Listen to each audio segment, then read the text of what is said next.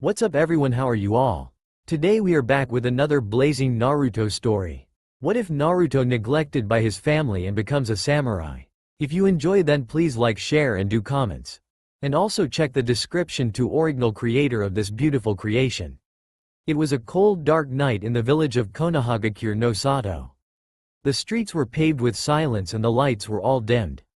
Not a single movement was found on the roads, not even from the animal inhabitants. A little bit outside of this calm vicinity, on the outskirts of the village, there was a loud cry ringing through the forest. The voice belonged to a raven-haired baby no older than 2 weeks. He was currently wrapped inside of a blue blanket while his brother was cuddling his tiny form. There's Sasuke-kun.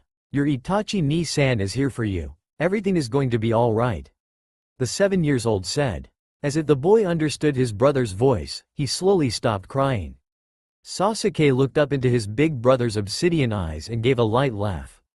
Itachi was surprised his brother could sense feelings so casually, and from there on he knew just like him the boy would become a master of the Sharingan.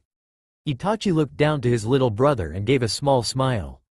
One day you're going to grow strong, even stronger than me, Sasuke-kun. Itachi thought to himself. He was abruptly kicked from his musings when a dense dark chakra enveloped the atmosphere, causing Sasuke to start crying. Itachi looked on worriedly while thinking about what could have caused that energy.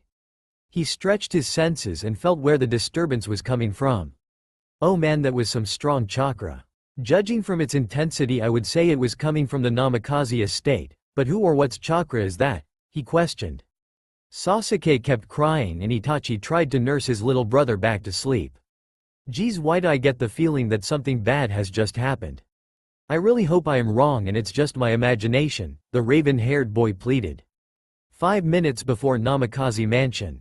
A loud cry filled up the dimly lit room, causing the people inside to smile and cry. The voice belonged to a tiny spectacle named Naruto. He had blonde hair and blue eyes, with 3 accented birthmarks on each side of his face. The bundle of energy was born not too long ago, and already he gave the occupants of the room tremendous joy. The nurse that delivered the baby wrapped him in an orange blanket, and started cooing at him. Naruto made a baby's equivalent of a smile and started laughing. Soon another cry joined Naruto, letting everyone know another one had plopped from Kushina's womb. The doctors wrapped the girl in a pink blanket and gave her to Bawako. You're so cute, yes you are, she said, setting the second child into her mother's arms. Soon one more cry lit the room, and this one, unlike the other 2, had a tuft of red hair on its head. The doctor grabbed the child and wrapped her in a pink blanket before giving her to a nurse. Minato smiled seeing his children get cooed, and him being the softie that he was tried to reach for his heir to the clan. Minato tried to grab Naruto before Kushina got him, but Bawako, another occupant of the room, smacked his. You certainly aren't trying to hold the baby before his mother, are you? She asked him. Minato gave a goofy grin and sheepishly rubbed the back of his head. He then looked down to see his wife cuddling with their son. Kushina looked up and asked, Minato, what should we name him, kissing her son's forehead. The elder blonde looked decisively before coming to a consensus. What about Jiraiya's idea, Naruto? He replied with enthusiasm. Kushina gave a light smile and looked down at her baby. Maelstrom, I like it. The redhead said, bouncing Naruto up and down. The boy gurgled in joy as his mother played with him, but she stopped remembering her other 2 children. Well then, what about the other 2? What should we name them? She asked, seeing the other 2 children rest silently in their father's arms. Minato looked down at them and decided 2 names for his 2 princesses. Okay, let's call the blonde Naruko and we can call the redhead Natsumi, Minato said, handing each to Kushina while she let Bawako take Naruto to be cleaned like her daughters. She started bounding the 2 girls up and down calling their names, and the baby girls were laughing and whatnot. The happy family would have continued with their fun, but an excruciating yell resounded through the room. The 2 new parents looked up and saw a man with an orange mask choking the nurse who delivered their baby. The man threw the woman to the ground and vanished into thin air. Minato and Kushina saw him reappear behind them after a few seconds and were shocked by the object in his hands. Step away from the Jinchuriki or the baby gets it, he yelled. The man pulled out a hidden kunai knife and prepared to stab Naruto. Minato looked worriedly and said, wait, stay calm. Don't do it please. Minato already acted fast, teleporting his two daughters to the safety of his vacation house, and as he appeared again in a split second he looked at the stranger, who chuckled before speaking. The masked stranger looked up and replied, "I am perfectly calm," while throwing the baby into the air. Die. Minato used his godlike speed and caught Naruto before gravity started pulling the baby down. When he looked down he saw Naruto unharmed and let out a sigh of relief. He tried to turn to Kushina, but a sizzling sound caught his attention. "Don't let up yet," the mysterious stranger whispered. Huh, paper bombs, Minato thought.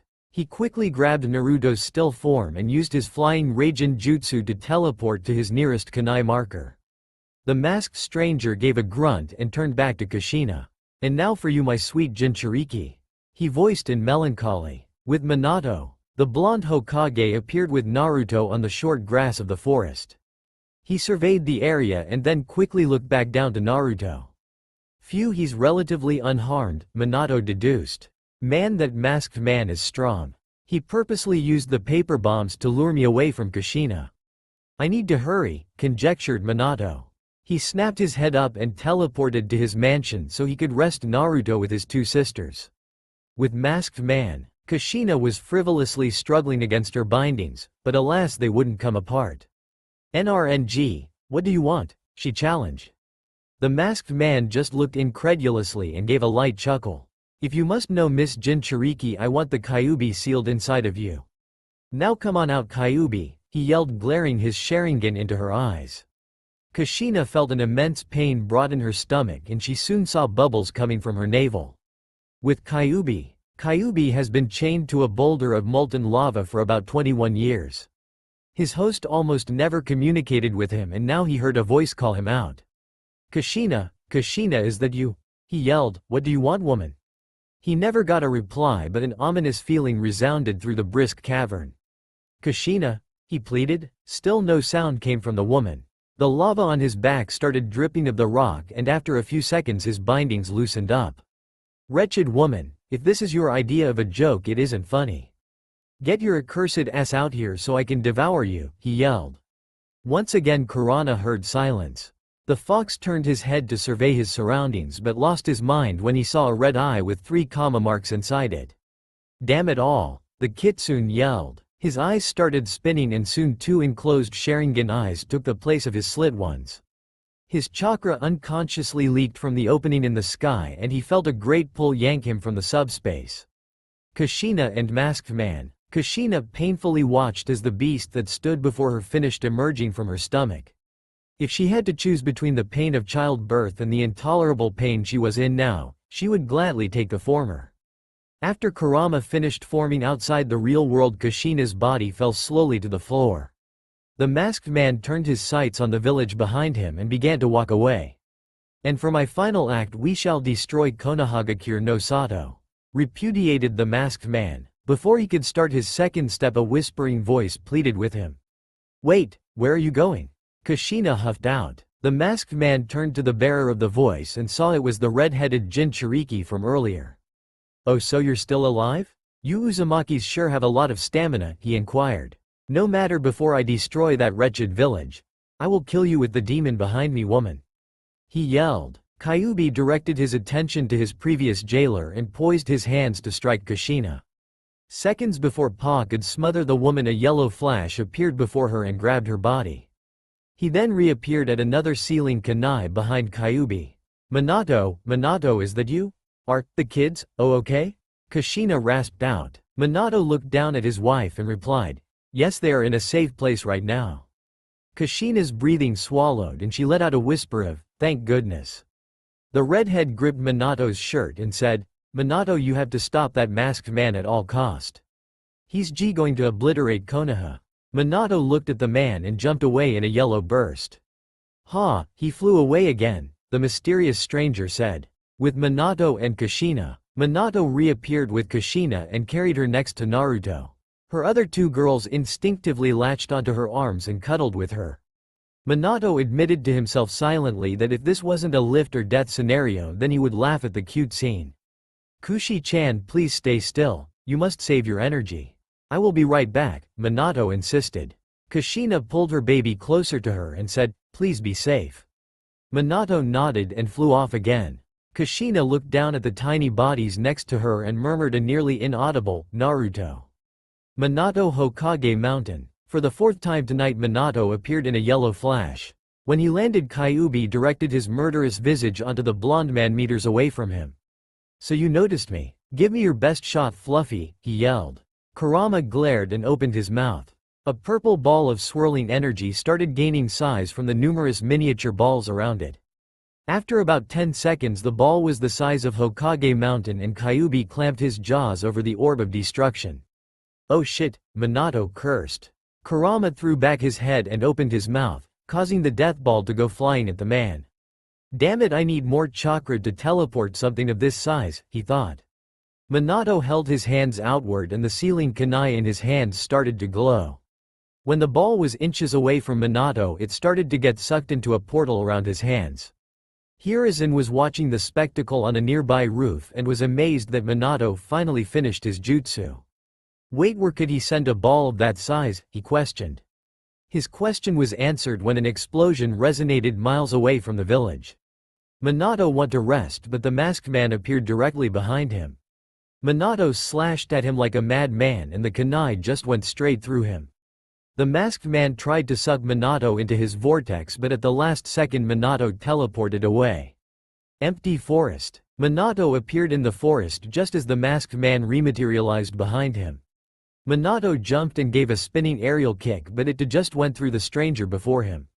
As he descended from the air the masked man gave a punch that the Hokage was forced to dodge.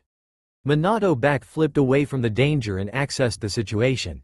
"If I attack him, he'll just go intangible for a few seconds, and by my count his time limit is 5 seconds apiece. So if I fake him out with some space-time ninjutsu then he won't be able to dodge or go intangible in time." Minato thought, analyzing the masked man. The robed stranger whipped his arms behind him as two chained shackles glistened in the moonlight. Minato and the man both ran towards each other at the same time but as they approached closer and closer Minato took out a kunai and threw it at the man's face. The mask became intangible as the kunai just passed right through him but he wasn't expecting the Hokage in front of him to vanish as he almost touched him. The man had pretty much zero chance to react to the high-speed teleportation and he paid for it with a Rasengan to the back, cutting his connection to the Kyuubi. "So he severed my connection to the furball. No matter, I have accomplished phase 1, now to wait until the requirements for phase 2 are met," he said to himself. Minato dashed to the man behind the mask but as he was about to try his combo again the man's special distortion kicked in causing Minato to stop. "It's been fun, Minato Namikaze, but sadly our fun must come to an end. If you live tonight then by all means try and find me but I doubt you shall succeed," the man said, vanishing into his wormhole. Minato panted as the man escaped but then he turned his attention back to the malevolent chakra approximately 400 meters away from him.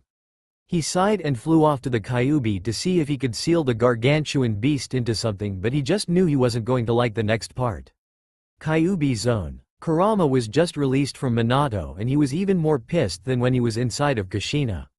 "Damn that asshole Sarutobi. He poked me with that pole and rubbed my fur way too hard," he said. Then almost instantaneously his face contorted into a frown and he yelled out, "That really infuriates me. Just for that this village will become a vacant lot," while a Bijudama charged inside his mouth. This particular Bijudama was different. Instead of the normal purple it was pure black and considerably larger than usual.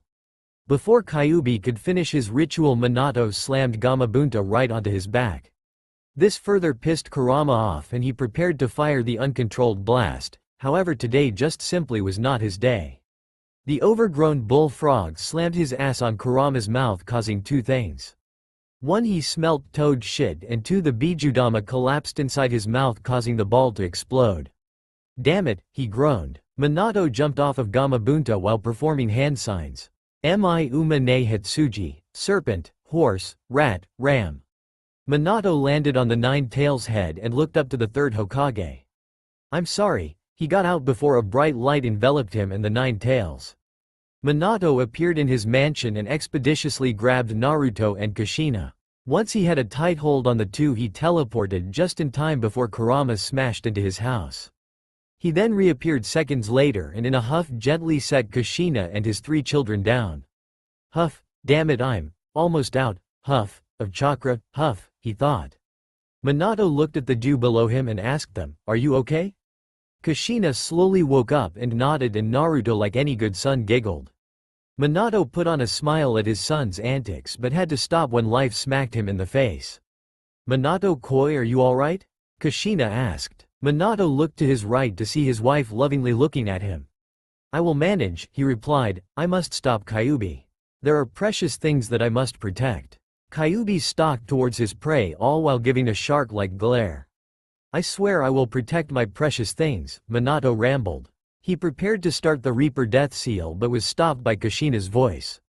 Wait Minato, I can still stop him, she yelled. Chains popped from her back and entered the ground. They came from under Kurama and ensnared him body in a complex algorithm network. It was when Kushina saw his seals that he got an idea to try out one of his other seals. I can seal the 9 tails back inside me and it will die with me, she said with tears. My only regret is, she was cut off by Minato's determined voice. No Kushina. Listen, if you do that he will only reform to lay waste to Konoha again. I am going to seal half of him into Naruto, and half into Natsumi. He said. Kushina looked shocked before reprimanding Minato's idiocy. Fool. Sealing something so malevolent in a newborn would only kill them. No, at most the girls can only take under a quarter, why even say such stupidity? Minato gave a light laugh and said, Kushina, look at where are. If you haven't noticed, this is the very clearing where I saved you. I am going to seal the Kyuubi in them with the half-talisman seal. That way with the Uzumaki healing and vitality will protect them, and not only will they survive but they will be like a super ninjas. Kushina looked at her girls and then Minato. Well, while your plan is brilliant, I still have to argue, the children needs a father figure. She yelled. Minato looked downcast. He looked towards Kushina and then looked at Naruto. Soon another idea struck him. Kushina, you just helped me. I can use that jutsu to re-energize our vitality with pure chakra. Minato exclaimed. Kushina was once again stunned by Minato's intellectual brilliance. That may actually work. That way we can both all of them, but what if you fail? She questioned. Minato looked at her and said, I will want.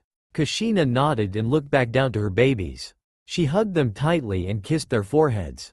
Meanwhile, Kyuubi just got to Minato and Kushina and was about to strike, but the chains quickly tightened their hold on him and pulled him back down. Minato just preparing the altar and he drew the last diagrams on the dirt. It was the same as a yin and yang circle but with multiple kanji, some in black ink and some in white ink. Here goes, he yelled, starting his long chain of hand signs. Tatsu ne hetsuji inu miui tora saru tori ushi uma tatsu ne hetsuji inu miui tora saru tori ushi uma. Hokage secret jutsu. Half talisman seal. Dragon, rat, ram, dog, serpent, hare, boar, tiger, monkey, bird, ox, horse, dragon, rat, ram, dog, serpent, hare, boar, tiger, monkey, bird, ox, horse. The kanji started swirling around Naruto and Natsumi before snaking their way up to the Kyuubi, who was completely powerless to move. The letters acted like a blade and cut into Kurama's stomach while pushing out 2 ethereal figures. The first was a black fox with 9 tails and the second was a white fox with 9 tails. The body of the Kyuubi disintegrated, leaving nothing in his empty space, not even ash. Soon the 2 chains of white and black were pulled down into the twin girls' stomachs, causing a white yang seal to appear on Naruto and a black yin seal to appear on Natsumi. With the Kyuubi gone, the girls rested quietly as their father picked them and Kushina up at the same time. Minato looked at the girls and gave a small smile. So far so good. Kushina was out like a light and he had a good 30 seconds before he ran out of chakra, and his body needed rest from chakra exhaustion. Now for the re-energizing seal, he yelled. The ceremonial altar rose up from the ground and the Uzumaki celestial god appeared before Minato. He nodded and pushed chakra into the cage and his wife, certifying that they would live for a full lifetime. Minato Namikaze, for your fortitude and sacrifice today I will not take your soul. You children need you and I can let this slide, seeing as they are from the Uzumaki clan. The god of death said. Minato nodded and commanded the hands to stop feeding them chakra. After a few moments it did, and Minato felt better than he ever was before. "Thank you, God of the Uzumaki, thank you," Minato said slowly. A bright light enveloped the area and the cage fell asleep like his wife and children. The cloud of smoke surrounding the death god started swirling into Naruto's navel, and then he vanished while silently giving a curse to the Namikaze family. The goo then encompassed Naruto's body and sank deep into his chakra network, changing him, making him into something different. What was he? Well, that's for later. It's amazing, the death god said looking at Naruto. He still has the Uzumaki chakra size, and yet it feels calm and caressing like a senju's. This boy is going to be strong. I can already tell that now, but Minato, you fool, you should know everything has a consequence, a price that must be paid. I'll get mine, and oh, little Naruto boy has caught the eye of that guy, the god rambled. Naruto turned to the right and went into a deep sleep. He would soon have many adversities to face. After about 10 minutes the barrier fell down and Sarutobi rushed inside it. When he arrived in the middle of the clearing he found a sleeping Minato, and he saw the death god floating above 4 bodies. Sarutobi thought he slayed them but was waved off from the death god. Before you ask, no, I didn't kill any of them. Minato and Kushina have sealed Kyuubi into their daughters, and no, I have come to collect my fee from little Naruto here. Don't worry, he is safe from harm, but tell Minato when he wakes up that, well, his family will never be the same, the Reaper explained. This calmed Hiruzen down, and he proceeded to call for Anbu to take the Namikaze family to their personal mansion. Just as he was getting ready to call for help, Minato mumbled, "Don't touch my ramen," which caused Kushina to roll over and hit him in the head while moaning, "Ramen good." Hiruzen's sweat dropped at his predecessor's antics and huffed out in annoyance. "Minato, you and your family are one of a kind, I swear," he said to himself. That Minato, always staying one step ahead. Still, I have to give him props, this boy will be strong and he will save this world, Sarutobi rambled. Naruto smiled in his sleep, and the third Hokage picked him up. The Anbu backup arrived, and they all picked up the Namikazes to jump them over to their home. "Now let's get you to your nice warm home, young one," he said, walking away. Time skip week. Minato was busy taking care of his 3 children, and he found that task to be nearly impossible alone. Kushina would change a diaper and then he would feed another. One wanted milk, and another needed a new diaper. One started crying and the other 2 started cry. It was endless, and Minato was exhausted from his trouble. Kushina was no better, sitting on the couch nursing Naruto back to sleep as Natsumi and Naruto slept in the baby crib. After 30 grueling minutes the child in her arms finally ceased crying, and now she put a little girl next to her brother and sister, causing all 3 so huddled together. Just as Minato was about to plop down next to Kushina, a poof of smoke appeared in front of them, and out of the smog appeared the legendary pervert Jiraiya. Kushina would have cursed him out if that long and annoying entrance he did woke up her children, but luckily for them the children were too tired to cry. As Jiraiya began to feel comfortable, Minato and Kushina really wanted to rid themselves of him so they could enjoy the very little break. "Sensei, it's great to see you and all, but exactly why are you here?" Minato asked Jiraiya while rubbing his blonde hair sheepishly. Jiraiya looked surprised at the sudden sharpness in his voice, but he decided not to drag out this little reunion any longer.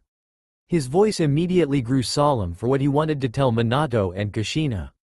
"It changed again," he said sagely. Minato tiredly rose his left eye and looked at his longtime sensei. "What changed exactly?" Minato asked, with Kushina looking up, also wondering what changed in this so-called prophecy. Just as she was about to add her own question, Jiraiya beat her to the punch by answering by telling them the riddle that the toads told him. 2 warriors will one day arise and save the ninja world, yet also they hold the potential to destroy it. These children shall have one key difference: one's energy is considered black and the other is white. One shall be born a little before the other, and both are of the same gender. These 2 warriors will come from 2 strong clans, yet against all odds thrown at them they will surely make the ultimately right choice. Both have some amazing heritage and also some amazing entity backing them up, and they will be trained at the same time."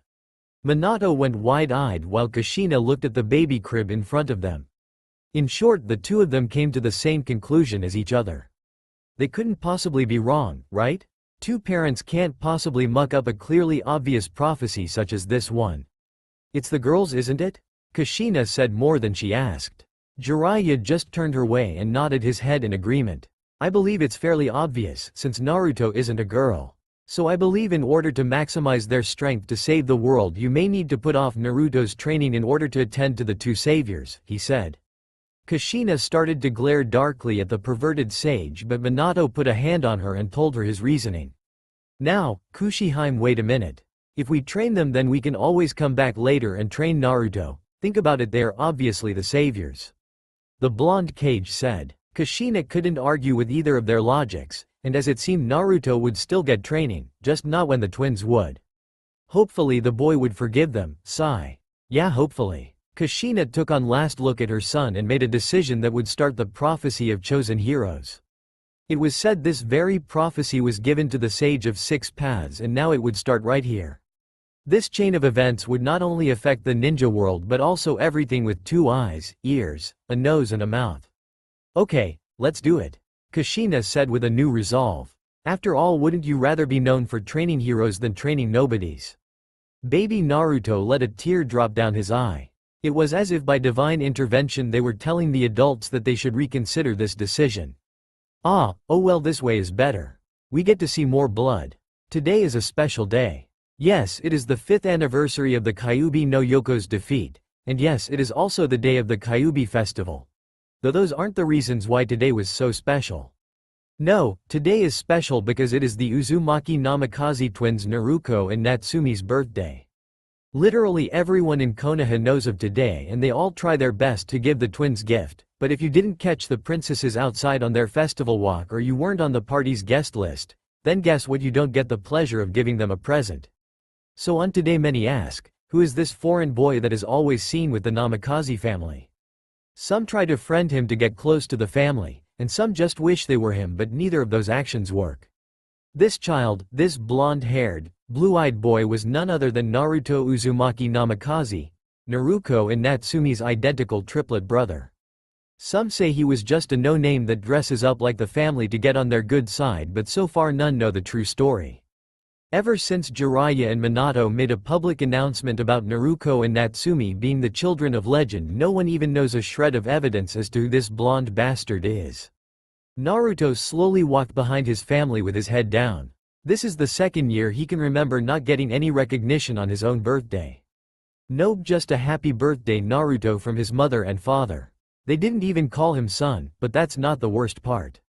No, it gets better. When his sisters get thousands of gifts, guess how many he gets?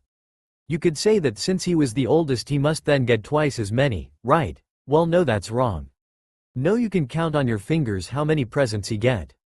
The number is 2. One is from his dad and one is from his mom, and this something his sisters capitalize on. They usually end up saying this, "Ha, Naruto ni baka. I told you, you aren't special." That comment comes from Naruto while Natsume, the red-headed one that tries to somewhat be friendly, makes it worse.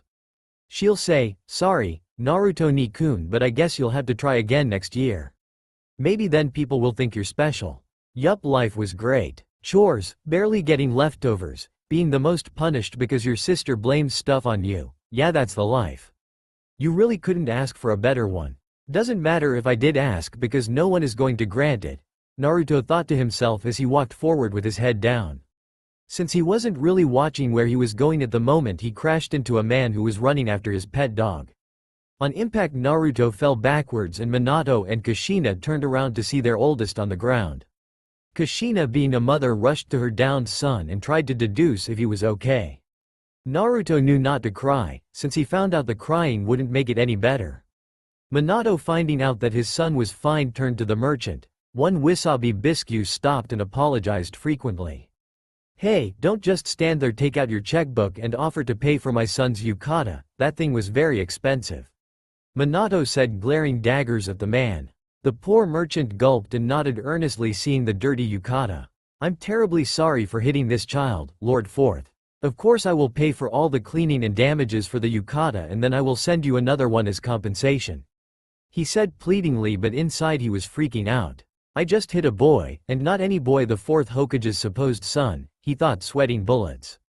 People all around were having similar thoughts, many questioning if the boy was legitimately the fourth son. Many saw the resemblance and were shocked at the identity of the boy. He wasn't well known, so he mustn't be that special. Naruto stood up and dusted himself off while his mother stared at him to see if he was fine. Finding he was, she smiled, but then she heard a snicker behind her which later turned into full-blown laughter. Haha, look at Naruto ni. Naruto said with Natsumi joining in the laugh. People all around joined in as well to get on the twins' good side while Naruto felt an invisible tear snake from his eyes. Kushina, not really being such a great judge of character, heard his hollow laugh and genuinely thought it was one of joy. The laughter subsided and the family walked off with Minato questioned Naruto on what was going on. Hey, Naruto, how did you hit him? Were you not looking where you were going? Minato asked in a fatherly tone. Naruto looked over to the man he calls father and answered his question truthfully. No father, I was lost in my own thoughts, I wasn't exactly paying attention to the road, Naruto said. Minato thought he was at the point where he could joke around with his son, so he did. Well then, runt, next time look where you're going, or are you going to pay for a 100,000 ryo yukata that the man from before can't possibly afford? Minato said with a tone that meant trouble. Naruto couldn't sense the joke, so he did the one thing his dad said he didn't like seeing him do. A stray tear dropped from his face and he said, "No, I'm sorry father," but it was too late. The tear hit the floor and Minato glared at Naruto, getting serious. What have I told you about crying? Minato demanded, seeing his eldest son let loose the waterworks. Kushina was too far ahead to notice what was going on and come to Naruto's rescue, and his sisters were in the same predicament. You said huff you don't like seeing your oldest son huff cry. That I have to huff, stay strong to protect my sisters, Naruto said, breathing in from strained intervals. Minato had enough of the waterworks and he got pissed at Naruto. Look, stop crying or you'll be in your room for a week again, Minato said, frowning at Naruto. By now Naruto couldn't control his tears and they kept sliding, making Minato madder. Okay, since you don't want to stop, you're in your room for the rest of the night, so don't come downstairs for your birthday. Keep at it and you won't get any resents too, Minato yelled. Kushina turned around just to see Naruto cry out a no to his father and his tears automatically stop. Come on dad please, I don't like going to my room, Naruto said, tugging on the man's yukata, but Minato wouldn't have it. Kushina tried to come to Naruto's rescue, but the damage was already done.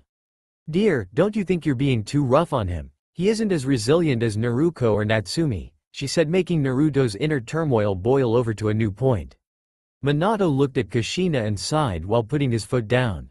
Kushi-chan, if he is the oldest and my only son, he needs to learn to toughen up. Ah, the boy will get over it in about a week, Minato said, walking off with Natsumi. The girl gave Naruto a sad smile as he continually wept tears.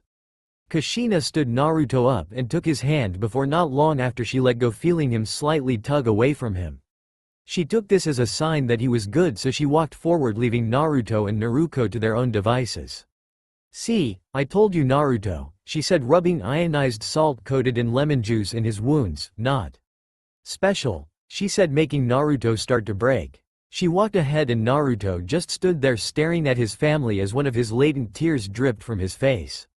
Unknown to Naruto, these would be some of the last tears to ever grace his face, for after today he would be a different boy. Let's just hope this changes for the better.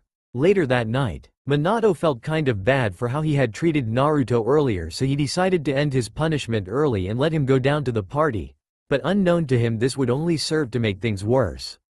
Naruto sat in a corner alone and reading a picture book while Naruto and Natsumi went around and conversed with their friends. These friends were asking who was the blonde boy always around them. Seriously, how could you not think this was our brother? Thought Natsumi as she explained that Naruto was her brother again. This just led them to thinking that he wasn't anything special, and though Natsumi didn't want to, she agreed Naruto wasn't all that special either. Time passed and eventually it was time to get presents. Naruto was nearing the hundreds while Naruto just reached her 87th box for her. Minato, seeing Naruto look down, decided to give him his present. Naruto, shocked seeing his father in front of him, saw he had a box wrapped up and giving it to him. Naruto told his father thank you as he ripped the paper open to find another box. He opened it excitedly only to see that it was a stupid toad-shaped wallet. Naruto, being the grateful child he was, told his father thank you even though he thought the gift was absolutely lousy. Kushina came up after him and gave him a slightly bigger box, and Naruto unwrapped this one with slightly more gusto. Her gifts did always seem better than his dad's anyways. As Naruto got to the box, he noticed it was the same size as the one his dad got him. Fearing the worst, Naruto opened it hoping for something different, only to sigh in his head at the sheer ludicrousness of his mom. It was the exact same frog wallet, but the only difference was this one had a few Ryo bills inside of it.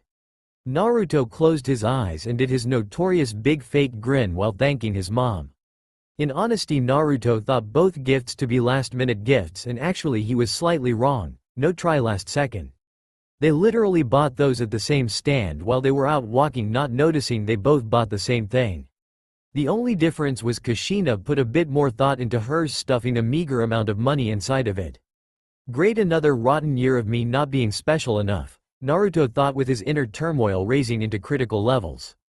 Just one slight push in the wrong direction and he would snap. Well, at least I'm still the heir to both clans, at least they can't take away my birthright. I can finally start training next year as my right. If they did take it though, well, I don't really know what I'd do, Naruto thought.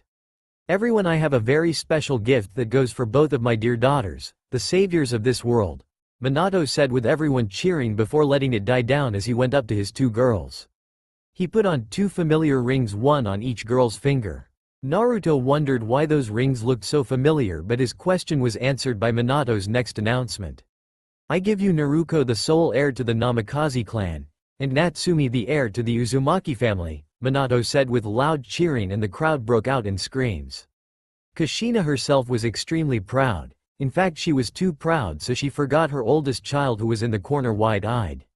Those were mine. He told me that only I can be the heir since I was the oldest, and it was my birthright. My birthright, my line, my right of age, and mine alone. So why did he just give it to my sisters? Naruto thought, tearing up slowly. He suddenly heard many voices in his head at the same time, pushing his grief higher. Kill yourself, boy, your father doesn't love you. Hossy boy, your mother hates you. You are a failure, you're not special. HMPH, even in your own parents' eyes you are nothing, a nobody. Go one, stick yourself in the heart, jump off a cliff. Yeah, that's right, jump off a cliff and join the other world your parents said all dead people go to, the voices said continuously. Naruto couldn't take it anymore and he ran out the side door of the house that was left open.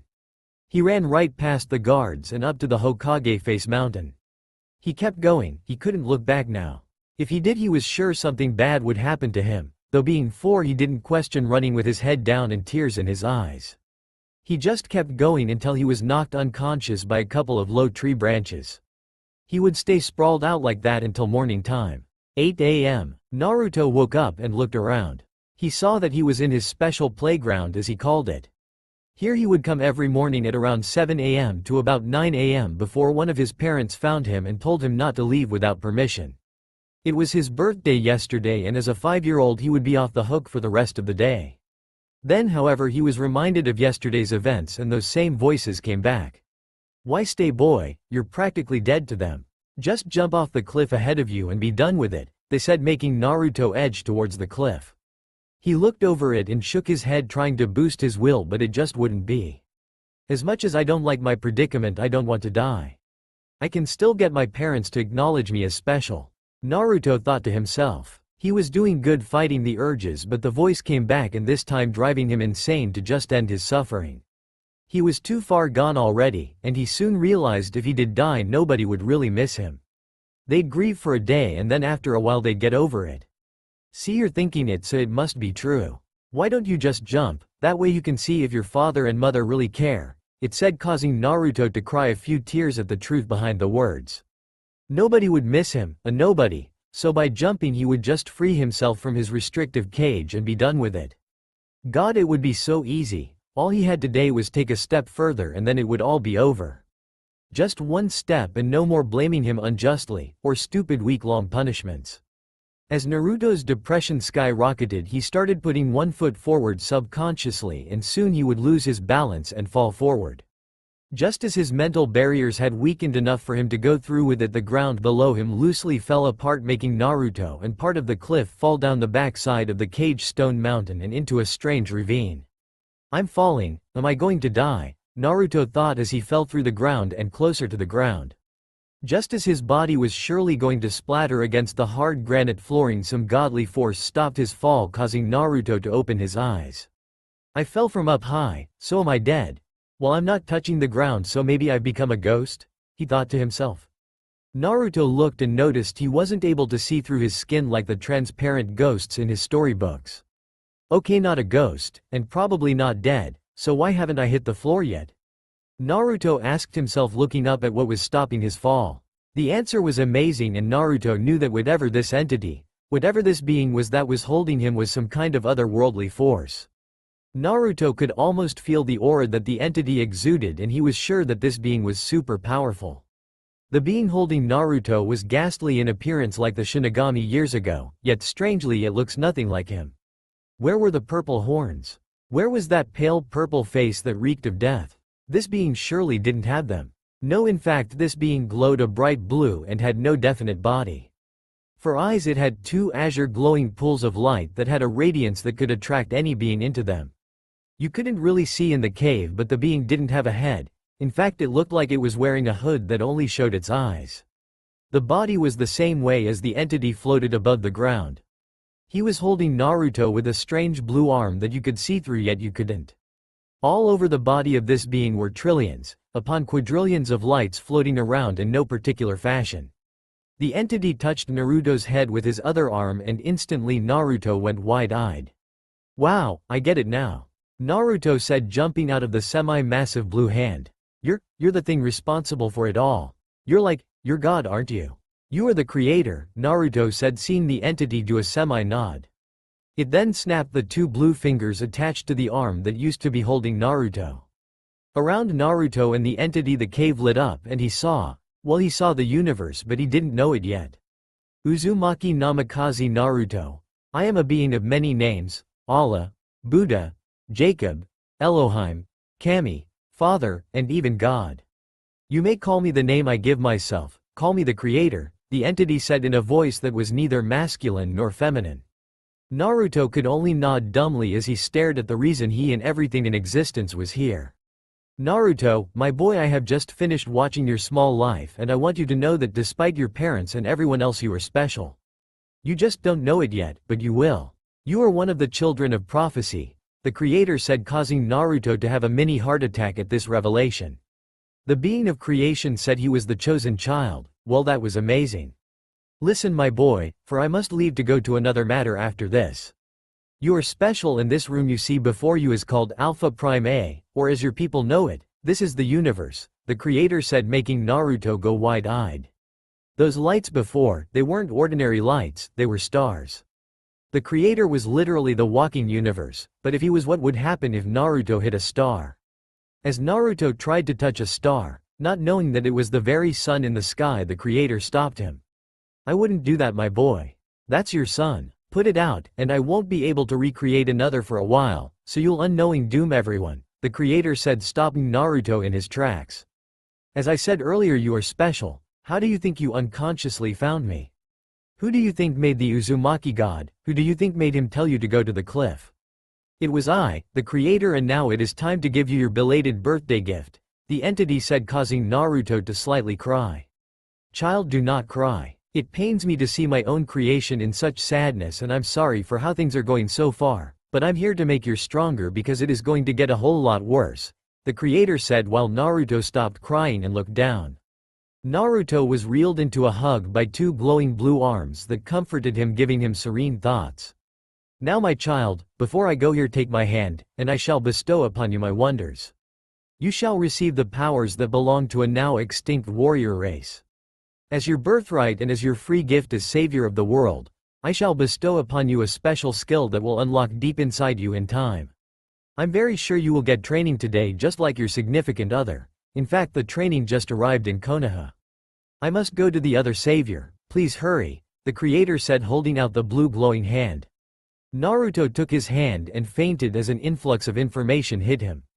He saw several men and women dressed in black shiakusho wielding swords with massive power. These blades used an energy unlike chakra, but Naruto was sure when he used it they would radiate with pure chakra.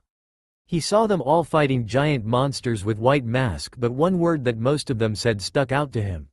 "What's a bankai?" he thought, falling fast asleep. "Yes, sleep my child, for you will need your energy to save the world. You now have the power to create. I hope you can use it to save the world, because it is going to get a lot tougher from here on out. Better hurry to the other savior.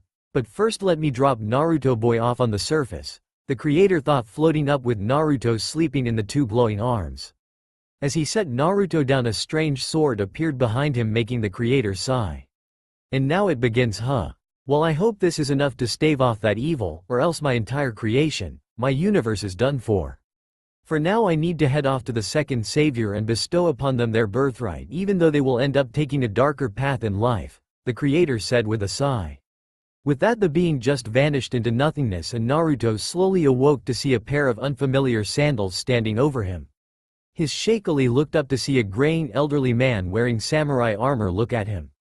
Naruto smirked before letting darkness embrace him again, and the old man gazed at Naruto. "This kid, where did he come from? All evidence says he just came from that gorge. Could he be the one that fortune teller told me to teach?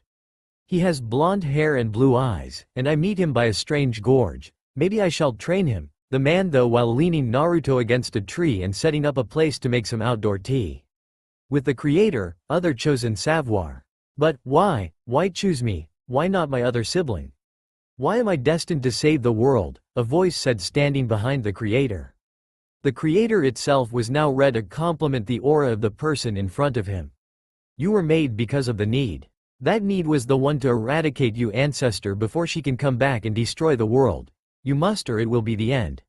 Listen my child, take my hand and I shall bestow upon you all the power you will ever need. I know you will walk a dark path, but be sure to protect your significant other, okay? You two are my last resort to stop her," the entity said, reaching out with a red arm. The person in front of the entity contemplated before taking the being's hand, and they were filled with knowledge they previously didn't have. People were moving the elements as if they were one with them. 4 races of people that desperately needed to unite under one banner, and yet they did eventually. They breathed fire like most ninja do. They willed water, made the very earth crumble, even made the air subject to their will. Yet one of these stuck out to the person. This person could do it all and probably more. "What's an avatar?" the person said, falling out. The entity caught his other child before they could hit the cold hard tatami mat. The creator laid them down gently and spoke. "Now be good my child, for now you have been bestowed a gift just like your helper. One has with shape manipulation that puts all others to shame, and the other has elemental manipulation that even the gods couldn't dream of. You two are my pride and joy, my children. Now go and follow your own paths. Though you may both end up hating your place of origins and even your deepest origins, you shall come to accept them and in due time forgive them. But for now my angels rest, and I shall take care of thee until it's your turn to take care of something for me," the creator said, vanishing from the child's room. Just what is going on? Why is the creator of even the gods doing these things, and what are those threats the chosen two must deal with? One thing is for certain, things will definitely get tougher from here on out. Back with Naruto. Naruto woke up to the smell of jasmine tea with a hint of honeydew. He looked around and noticed the elderly samurai man from before sitting in front of him sipping tea, with his eyes closed.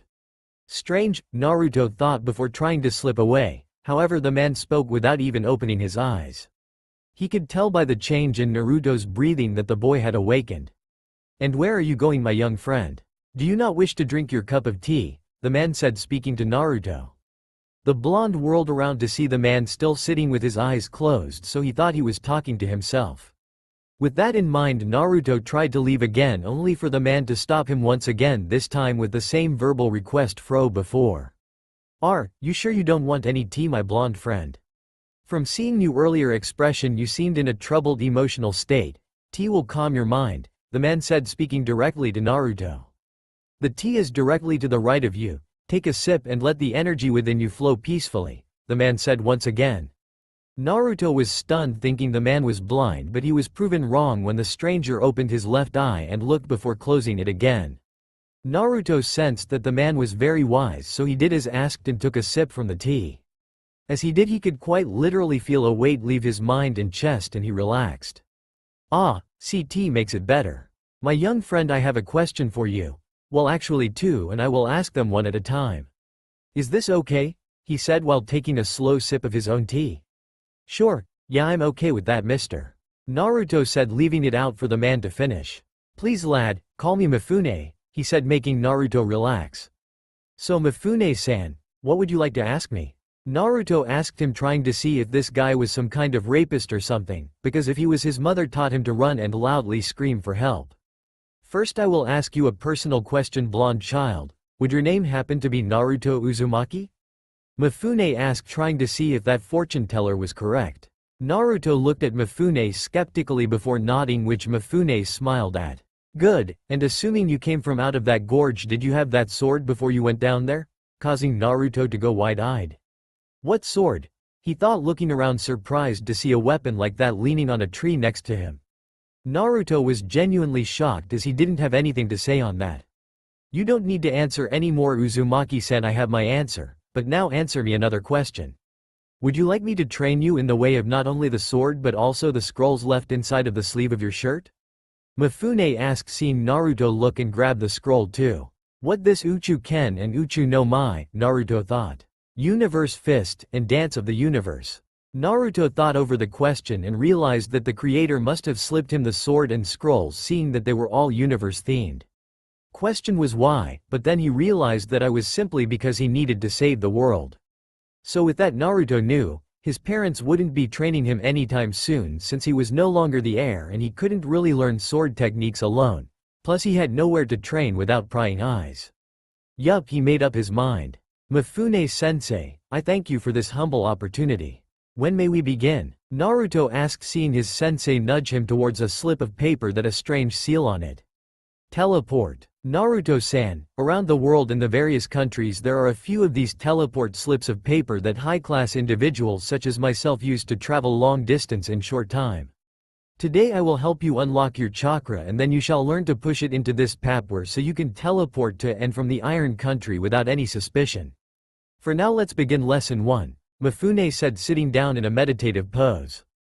Chakra is the essence that all living things give off constantly no matter what. So guess what? Everything living, you, me, the trees, even that colony of ants behind you possess chakra, and it grows with experience and time.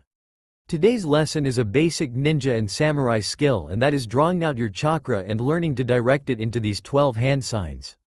Mifune said while Naruto felt something appear and he felt Mifune's power. It is impressive you can still stand with the amount of chakra I'm putting out, but I am only putting out about 5%. Now watch closely, these are the 12 hand signs and how to draw out chakra. Most beginners form the ram sign and then try to feel a pull in their gut, but with experience you will no longer need to do this, so now you try, Mifune said, showing Naruto the ram sign. Naruto accidentally put his left hand above his right, but Mifune quickly corrected him and Naruto concentrated deep within him. He felt a massive pull and the calming yet strongly embracive aura extrude from himself. This boy, in one try, not only unlocked it but Mifune gaped as he felt Naruto get closer and closer to calling out his chakra, and Mifune could honestly say his energy had a very comforting feeling to it. With Sasuke Uchiha 2 hours later. Now Sasuke, since you did so well unlocking your chakra and since you have so great control, I think I shall teach you your first technique. Call it the Uchiha Rite of Passage if you will, but mastering this technique will let you earn the ability to wear our insignia proudly on your back. Watch, for I shall demonstrate once and then my little brother I want you to try, a raven-haired teen said while his brown-haired father stood quietly behind him. The child Sasuke nodded, seeing his brother go through several hand seals at a pace slow enough for Sasuke to follow. Though it wasn't his fast speed nor did he put much chakra into his jutsu, the result was still amazing. Tora Saru Iushi Tora. Fire style, fireball jutsu. Itachi inhaled a large gallon of air before building up the chakra in his chest for an amazing burst of energy. Then using fire manipulation he pushed the flame chakra in his throat before igniting it at the top of his throat. Sasuke watched as his brother exhaled a flame the size of a desk. The continuous flame kept going until Itachi cut his chakra flow, ending the technique. Now don't get upset if you mess up the. Itachi's words died in his mouth when he saw what Sasuke was doing. Sasuke flew through hand seals before stopping on Tora. The speed was easily high genin borderline chunin speed, and that deadly accuracy. Itachi just knew his brother would pull the jutsu off when he saw that. Tora Saru Iushi Tora. Fire style, fireball jutsu. Sasuke's fireball was significantly bigger than Itachi's kid-size flame ball. Though Itachi only put 1/10 of his chakra into the attack, it still paled as he sensed that Sasuke put the exact same amount as him into the fireball. He knew Sasuke had 1/3 the chakra he did, so Sasuke only put 1/3 of his strength into the attack. Still, the result was amazing. Sasuke spat out a house-sized fireball which made Itachi seem like the moon compared to the earth. Fugaku Uchiha, whom was both of the brothers' father, was not only impressed but stunned that his younger son was so in tune with fire manipulation to that degree. Sure, there was pretty much no shape manipulation to the fireball jutsu, but still the fact that a 5-year-old can put 1/3 his own strength into an attack and it be significantly bigger than his oldest was amazing. This boy was a prodigy, and he was shaping up to be better than Itachi. Sasuke cut the flow of chakra to his attack and the jutsu ended with him huffing out in exhaustion. A small wisp of smoke coming from his mouth as he gathered his strength again. Sasuke, that was amazing, you definitely mastered. Itachi was cut off by Sasuke's hand going up. No Ni-san, as you can see my control was deplorable. I put more chakra in than I wanted, so my ball came out bigger than yours. No, I suspect in 2 more tries I will master this technique, Sasuke said, analyzing his faults. Itachi's eyes went up in surprise. He easily pointed out his own mistakes, and they were all the same ones Itachi himself was going to say. Fugakuto was impressed, but his amazement rose when he saw his boy going for the hand seals again. Tora Saru Iushi Tora. Fire style, fireball jutsu. This time Sasuke put in the correct amount of chakra and he breathed out a ball of chakra that was slightly bigger than Itachi's. 1/6 this time, he mastered AC rank jutsu in 2 tries, Itachi thought, while Fugaku too was seeing money bags and mission scrolls in his eyes. This boy would surely bring the Uchiha back to the pinnacle of its life cycle, and he could even help in the revolt. These dark thoughts laced Fugaku's mind, unaware of the events to unfold in 3 years. Sasuke this time got a feel for his chakra before gathering it just like he did the previous 2 times. His control shot up rapidly, so of course now the need for seals has become almost moot. With that in mind, Sasuke carefully shaped his chakra before igniting it at the top of his throat. He then inhaled life-sustaining oxygen before getting ready to exhale. Itachi and Fugaku had miniature heart attacks at what Sasuke was doing, but for Fugaku he soon saw more money and mission scrolls. Fire style. Fireball jutsu. Sasuke exhaled a fireball that was slightly smaller than Itachi's first one, yet this one had more flair and heat to it. Itachi fainted while Fugaku gave a hearty laugh. Oh yes, his plans would be perfect. All he need do is corrupt Sasuke's mind and he has a mini-weapon that can demand what he needs done. Sasuke cut the flow of chakra to his technique before falling back while thinking. Is this the extent of my power? No, it's not. I need to refine it and improve my control, and then I will make my dreams come true, Sasuke thought to himself. Fugaku caught his younger son before he hit the ground and held him while going over to his oldest. He never saw the air slightly distort behind him, nor did he see the dainty black fog that seemed to vanish like cotton candy. Naruto 10 minutes later. Naruto had trained for a while and well, his control of his chakra was not where he wanted it to be. But strangely he felt very in tune with his chakra, but he summed it up to it being extra weak. That was not the case, as he soon realized he was doing things that he heard Ninja and Eve Mafune sensei say were nearly impossible. His shape manipulation was amazing for anyone, especially a kid his age who just unlocked his chakra that day. Naruto just finished using his chakra to spell out his name.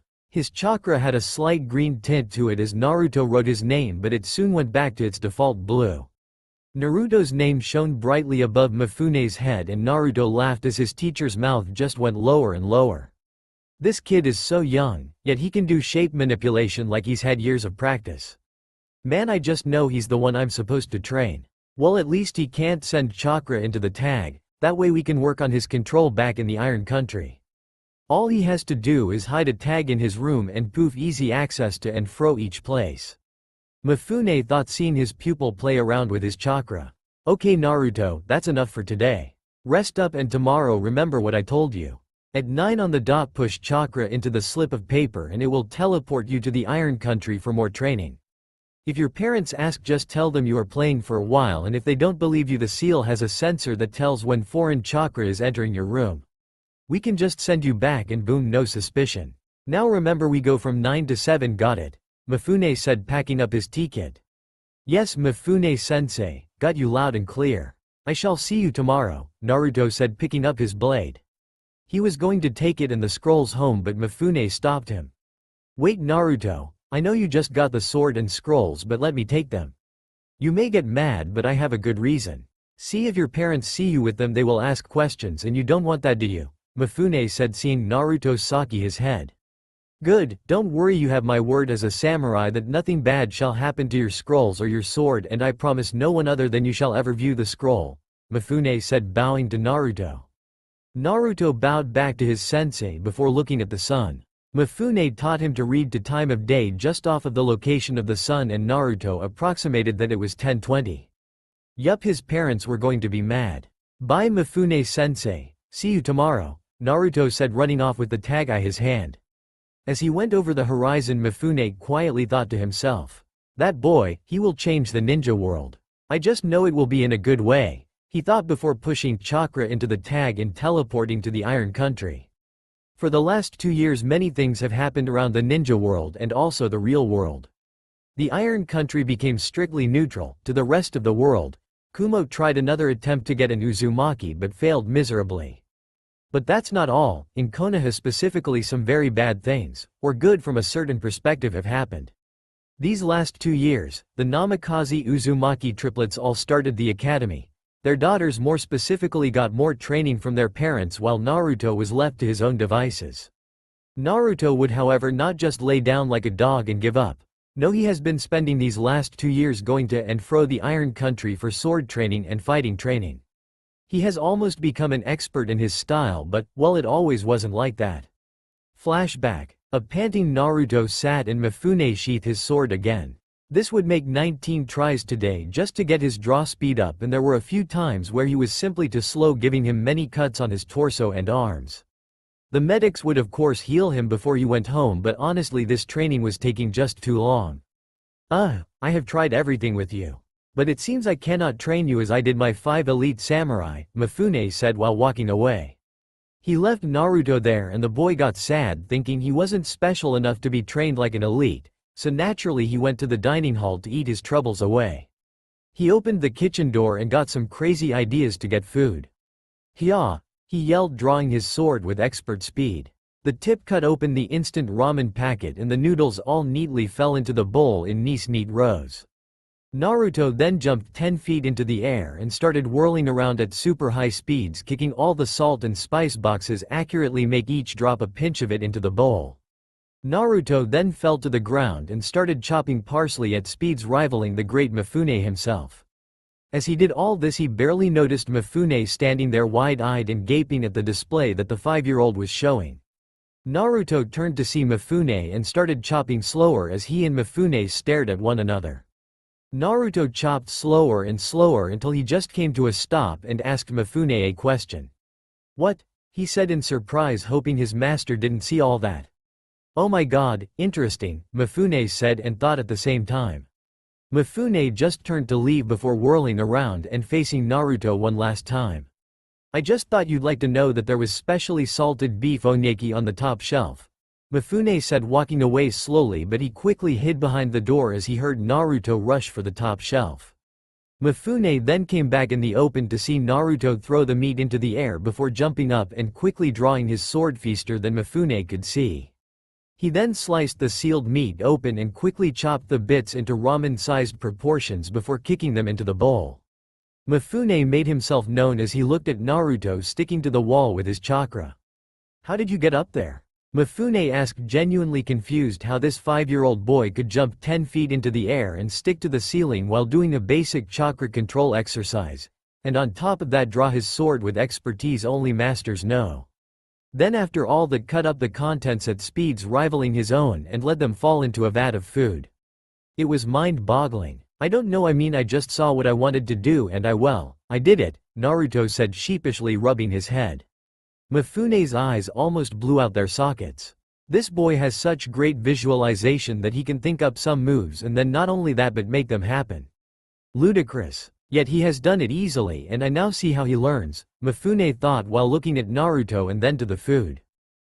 You train harder when food is involved. Interesting, come with me, Mafune said, ushering Naruto outside. They walked for a while until they reached an area with a small pool and many stones that looked like sword fighting poses. This place was very strange indeed. Naruto tried to take a dip in the pool but Mafune tugged him, causing him to stop in mid-jump. Naruto, we do not swim around in the sacred pool of tears, he said, making Naruto back up and start shooting off many apologies. Do you know what this place is? Mafune asked, seeing Naruto shake his head negatively. This is where the very first samurai learned to forge blades and to fight with the way of the sword or kendo. This is the birthplace of sword combat, he said, making Naruto almost choke on his air. The blonde then looked around and saw many ghostly warriors training, drawing swords, hacking, slashing, ducking, fighting with the Tsuba. This was so surreal. Mafune jumped high into the air and landed on a boulder slab. Do you want to learn kendo? He yelled to Naruto. Yeah, Naruto said, amazed. Then I am your master. Mafune replied back with more intensity than the first time. Okay, Naruto said as he started sniffling. This was the first person to really try and help, and now he is teaching him the way of the sword. Don't cry, Mafune said, with Naruto replying okay. Naruto eventually stopped crying and Mafune led him to a grassy area with little to no snow. When focus on kendo, when you concentrate, you stink. Mafune started making Naruto deflate. However, I realized you are a child, so you probably like games still. I cannot train you, I have trained my 5 elites. Instead I will train you with these, Mafune said, holding out different food dishes and various ramen bowls. So, you're going to make our training a game? Naruto asked excitedly, with Mafune nodding. When you have been trained, then you may eat, Mafune said, eating a dumpling with his chopsticks. Later, Naruto was doing sit-ups on a tree while Mafune stared with a bowl of dumplings. Naruto was promised he could get a toy if he could successfully finish 200 sit-ups in a minute, and guess what he did? Now he was still going, but sadly gravity took its toll and the branch the two were sitting on snapped from their combined weight.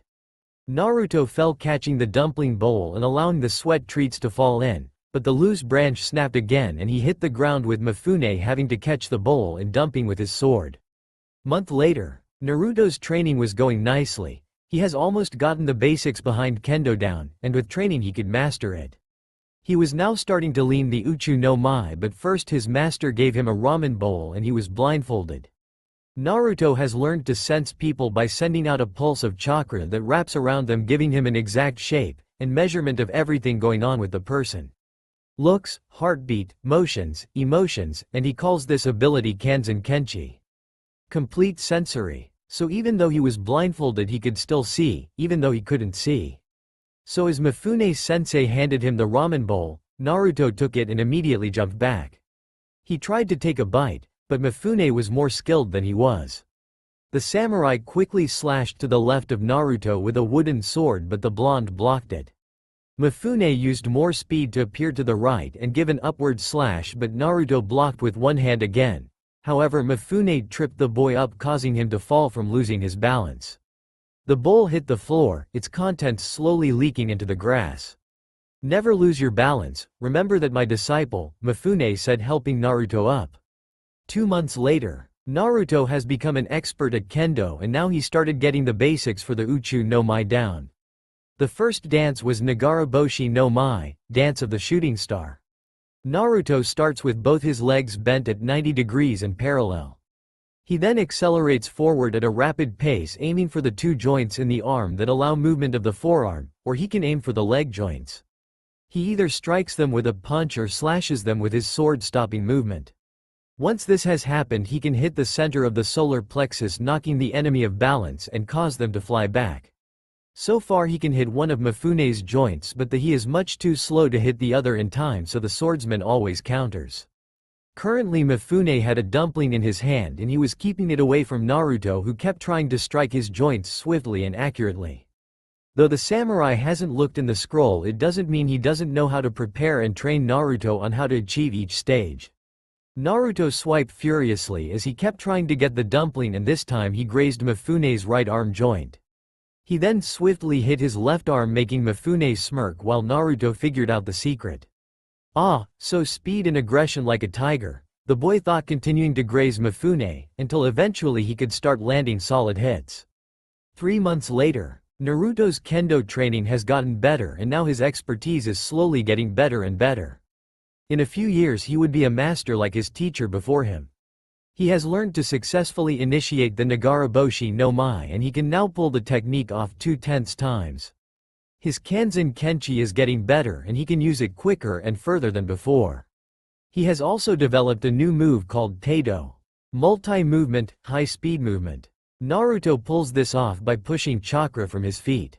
Yeah, you can say that's regular speed, but see, Naruto can move at speeds rivaling Shunshin doing this move. The further back he shoots it, the fast and further he will go. Only he can do this because the shape manipulation and strain would kill just about anyone else. Mifune is currently training him to instinctively change the directions of the chakra and the intervals he can move them in. To rectify his problems, he is doing muscle-up push-ups over a hot flame. It trains his core to take heat and pain, and also it makes him instinctively use Teido to get out of harm. He was promised a strange action figure for his hard work, but Naruto saw the action figure was one of him. He smiled as he continued pushing quicker and quicker till he looked like small blurs. Mifune sat proudly watching his student grow stronger. The boy was like a sponge. 6 months later, Naruto's birthday was yesterday, and he absolutely hated it. His mom got him rubber shuriken and his dad forgot, so he teleported to the closest store and bought the first thing he saw. Guess what he did better this year? He got Naruto a target board, which was absolutely useless with rubber shuriken. The twins started their training and Naruto had nothing to do, so he teleported to the Iron Country where they threw him a private birthday party. He got many gifts, but now he wanted to train. His Kanzen Kenchi has gotten much better. He can now sense everything in a 2-mile radius, and also he can use it longer and faster. His kendo slightly got better, making him a medium expert, but he still had a long way to go before he was a master. His Teido has also improved, to where the movement truly looks like Chunin speed, borderline Junin speed, but Naruto uses up way too much chakra using it, so he is training to increase his chakra, decrease the amount required, and also increasing the speed. His use of Nagaraboshi no Mai has vastly improved to where he can hit Mifune with it within 2 seconds, but he still misses strikes sometimes. Also, his last palm thrust to the stomach is too weak and lacks power and balance behind it to knock an enemy off balance. Naruto started learning Nisani Tsuki, second transition moon. The way to train in this one was balance. Naruto hits a stationary enemy in the chest with enough force to stop movement. Then, like the moon, he rotates around the person while spinning himself and hitting various parts of the body to make blood rush too high or too low. He then can use gravity to make the person fall back with just a breath. To train his balance to get the first step better, and the second step learned was by him standing on a mountain while holding many plates and items on his body without using chakra. He has already nearly fallen 12 times, but he's starting to get the hang of it. 4 months later, Naruto has started to master the Nagaraboshi no Mai and started perfect the Nizani Tsuki, but with the Nizani Tsuki he can't quite get Mifune's blood to all flow in the right direction. He can slightly hold off Mifune going at 25% of his power, but it still isn't enough. Naruto's Teido has improved tremendously, but it still isn't ready for combat, but his Kanzen Kenchi is. His kendo is now getting even better, and he can almost feel him mastering it more and more. Right now he has started learning his final bloodline, sword-style movement. It is called Tsugi no Mai Kuruzu, Final Dance Black Vortex. Naruto runs around the enemy so fast that any chakra they use is automatically sucked up and shot into the sky. He then cuts nearly every part of the body or breaks nearly every bone possible, causing confusion and death in less than 10 seconds. Right now he is lacking the speed to successfully pull the technique, and also he doesn't have the control to maintain the speed or to hit the body correctly. To fix this problem, Naruto has been doing survival training in the woods with weighted clothing. He has 50 points on his whole body, while Mifune has none. It took him 2 months of training to get his speed up to par, and now he is trying to reach the kettle pot filled with his favorite ramen while blindfolded.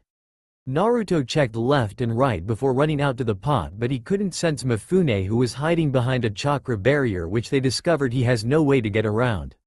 Only a Hyuga could see one and even possibly get around it, but he has done good and comfort even though he isn't a Hyuga. He got the ramen quickly, but Mifune appeared behind him running and Naruto was forced to take a slightly painful hit to his torso, but he shook it off. Mifune gave one to his midsection, but he was ready and he kicked the sword away with his foot before unsheathing his sword and blocking a side slash to his left arm.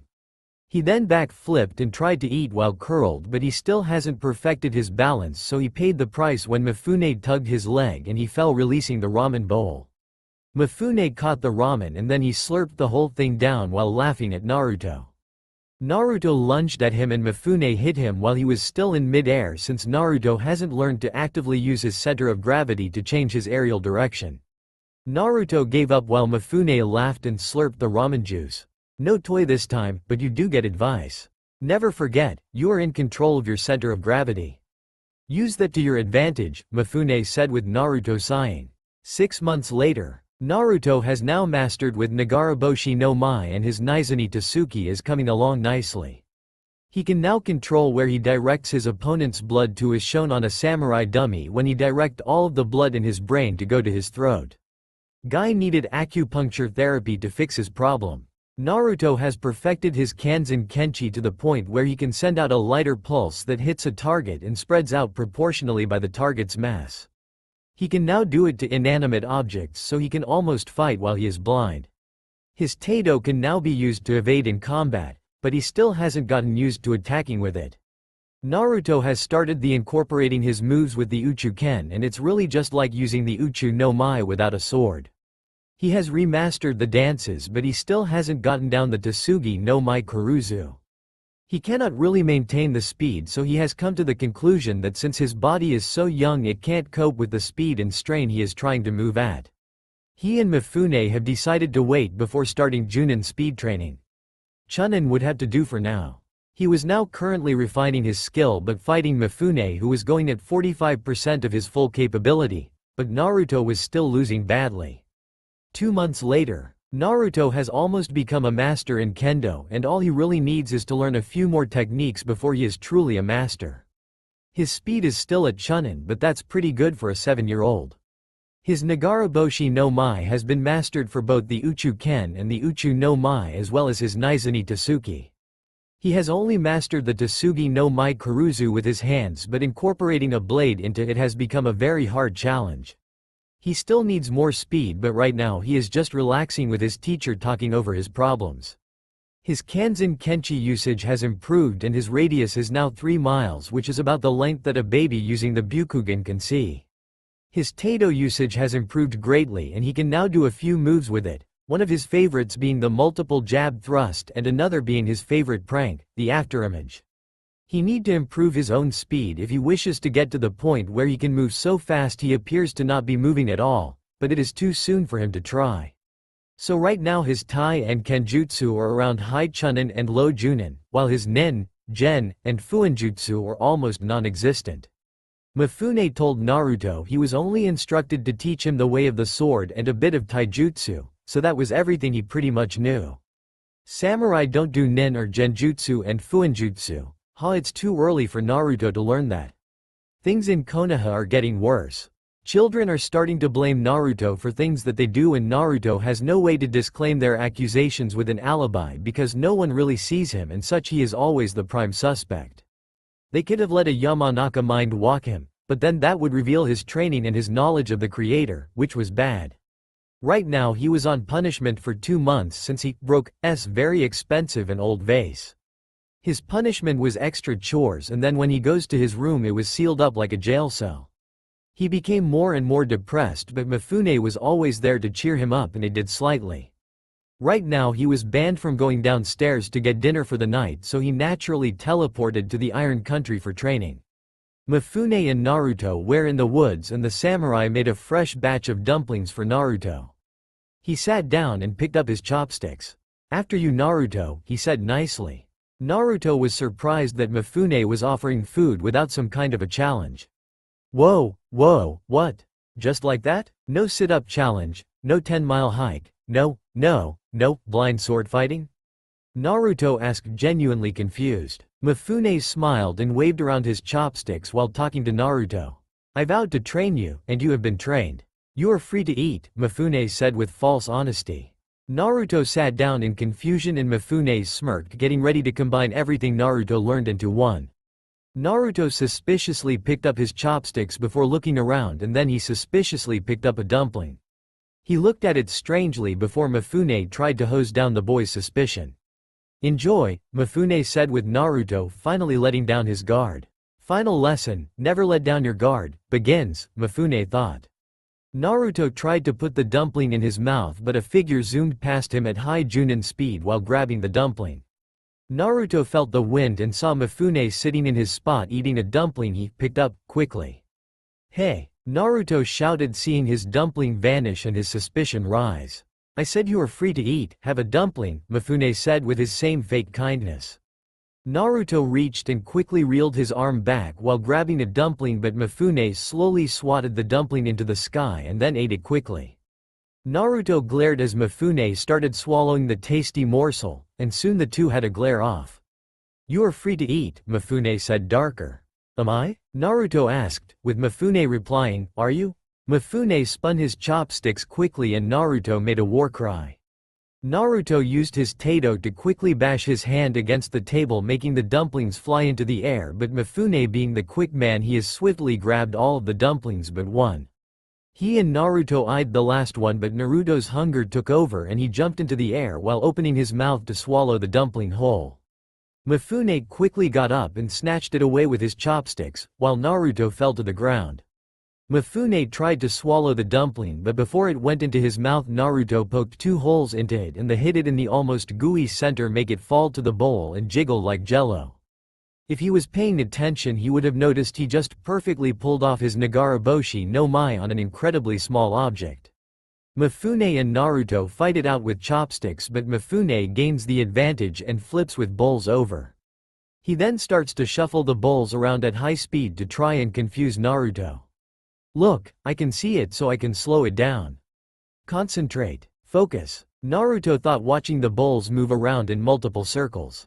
Naruto hits a bowl with enough force to stop Mifune, and then he gives a cry of success before whipping his chopsticks around the man's hand, hitting all his left hand finger joints. Mifune had to stop, giving Naruto enough time to reach for the dumpling. Manbi just pulled of his Nizuni Tsuki on my left hand, and it was so precise, Mifune thought to himself. He quickly threw his chopsticks to his right hand and battled Naruto once again with his chopsticks.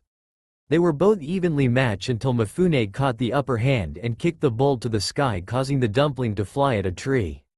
Naruto tried to grab it instinctively using Tato, but he was a bit too slow, so he missed. Mifune then threw a chopstick at the tree, impaling the dumpling there for a while. He then tried to jump on Naruto and then jumped to the dumpling, but Naruto had gotten a little faster, and this time he reached out and grabbed Mifune's left leg and pulled the man down to the ground. The dumpling started falling, to the two had to fight it out under the tree. Mifune grabbed Naruto's arm and flipped him, but Naruto mastered his center of gravity, so he flipped in the air and got a kick out of Mifune, who had to let go. Naruto landed on his, but just as the dumpling fell from the chopstick.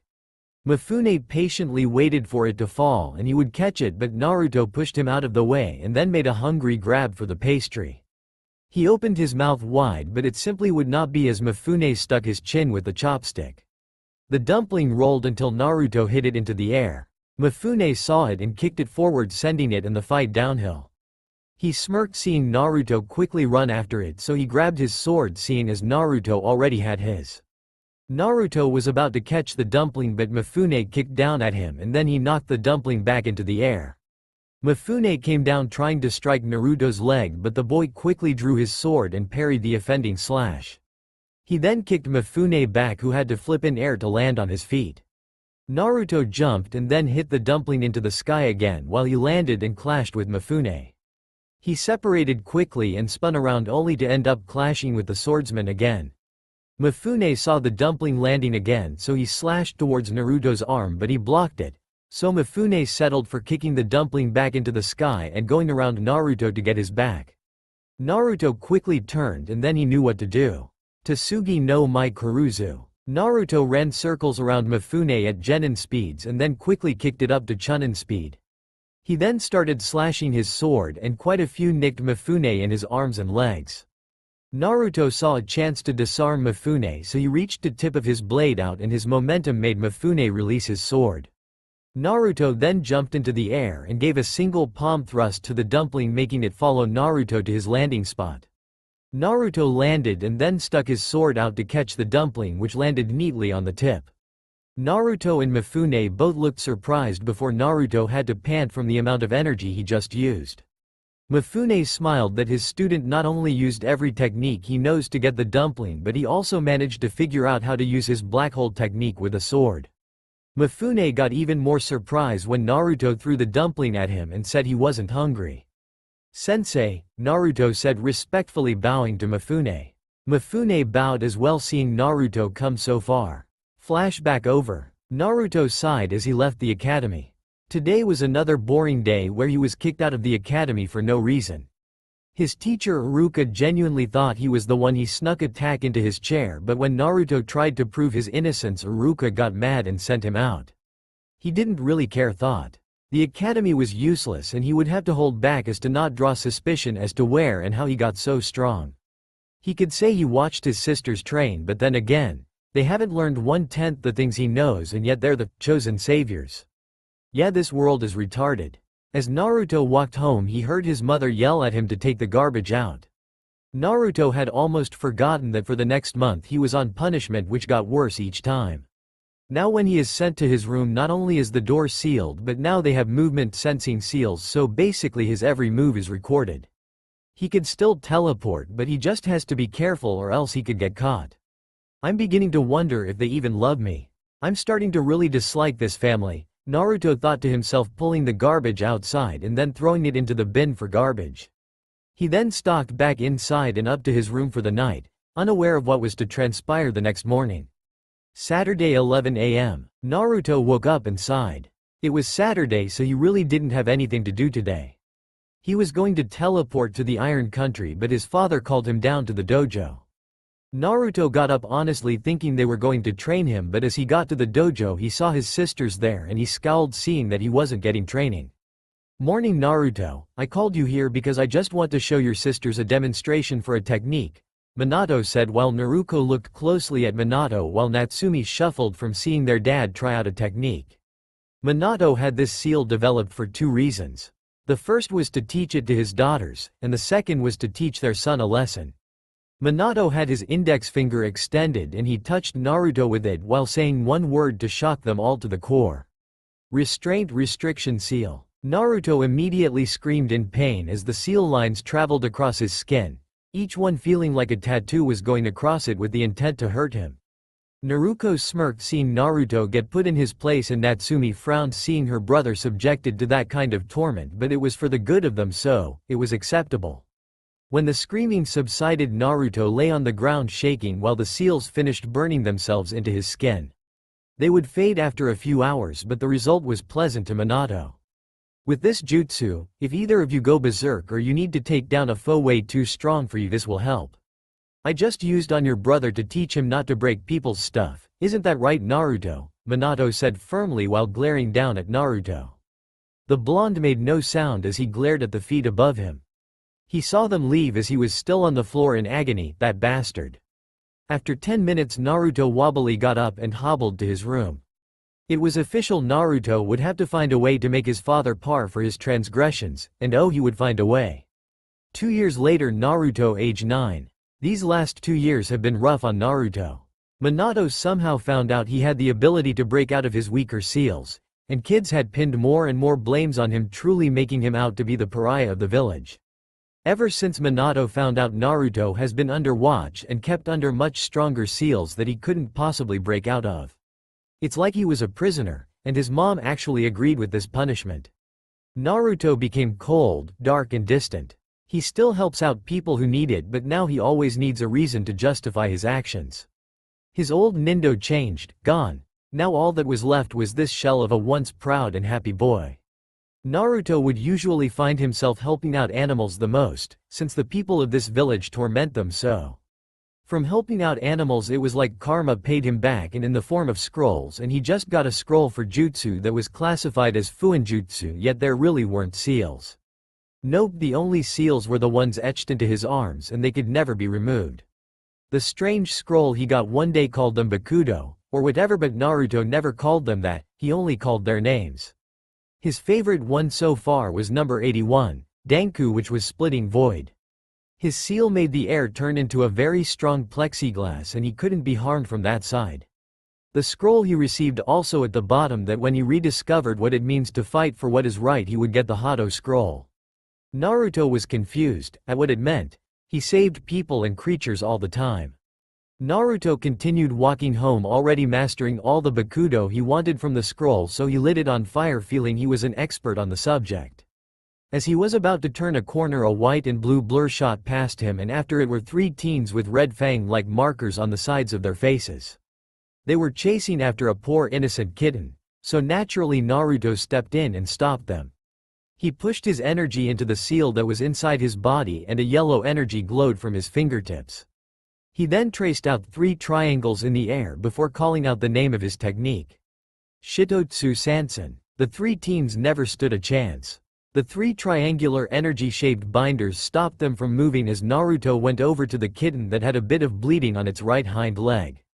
Naruto glared at the three and used his ultimate shape manipulation to make the three triangle binders release. "Swear," said Naruto, who was glaring at the three boys. The energy binders stopped crushing them for a second. "Swear, on your life you will leave this cat alone, and never speak to anyone of this encounter, and I shall let you go," Naruto said, now looking at the cat.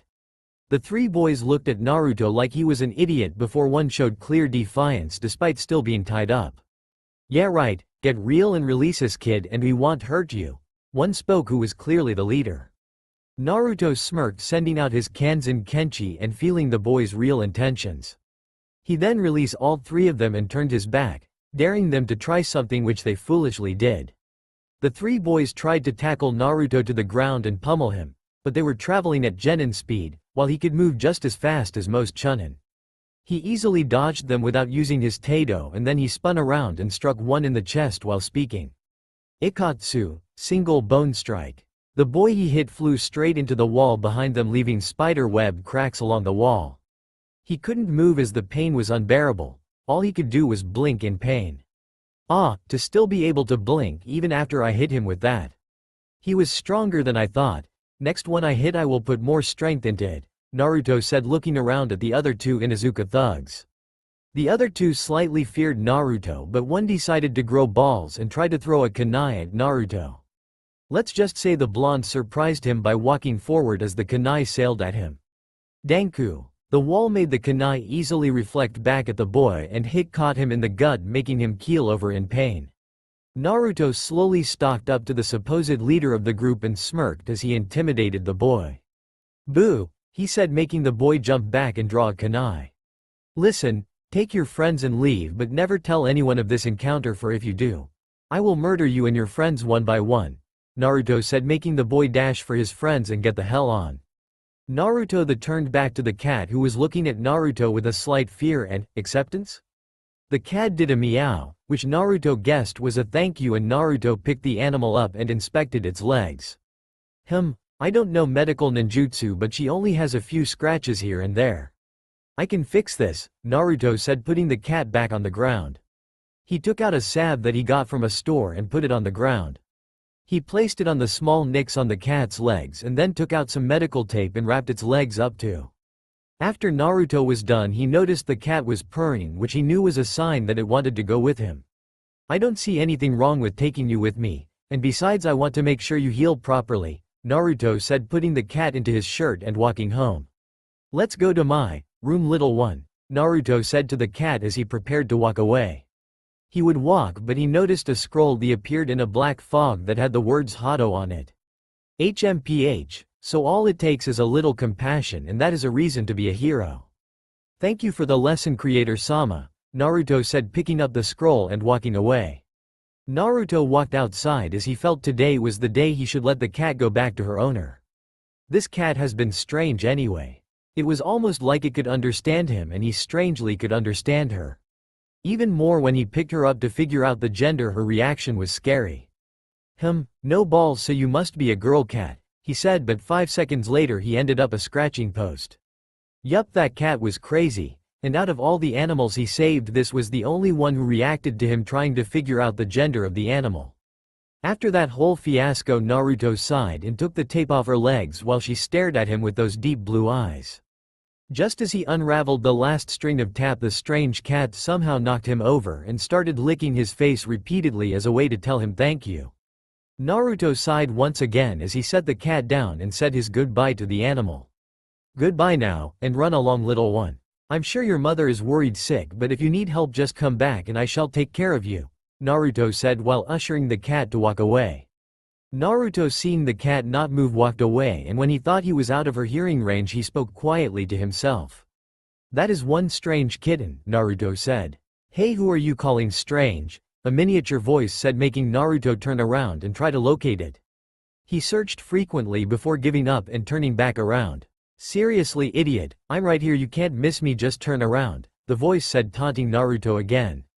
Naruto once again whirled around and he only saw the cat sitting there looking at him. Naruto, thinking someone was playing a prank on him, shouted to the bushes. Could whoever is pranking me come on out? I don't want to have to activate my sensory ability, Naruto said. No, seriously, I am right here, the voice said, making Naruto look at the cat this time.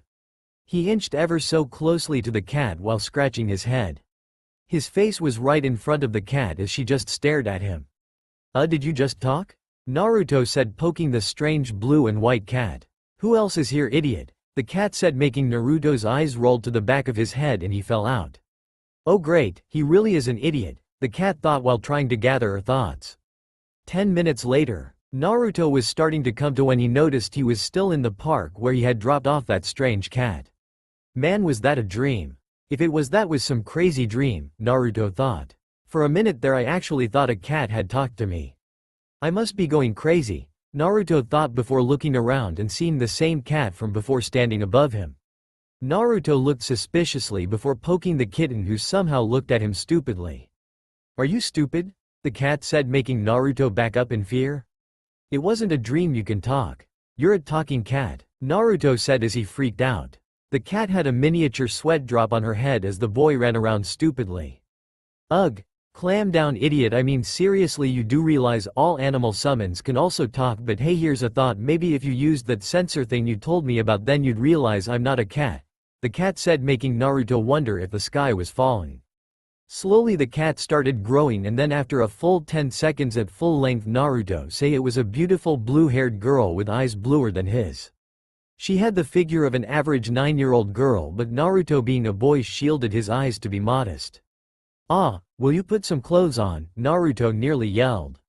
Oops, forgot to unseal my clothes first, she said, running her hands over a seal that was on her arm. She then pushed chakra into it and out came a blue outfit that she zoomed into. Ah, is this better? She said, making Naruto open his eyes and look at her. Yup, this little girl would definitely need to beat off the men with a stick when she was older.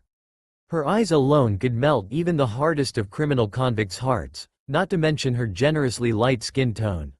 Listen, Naruto, yeah, listen Naruto.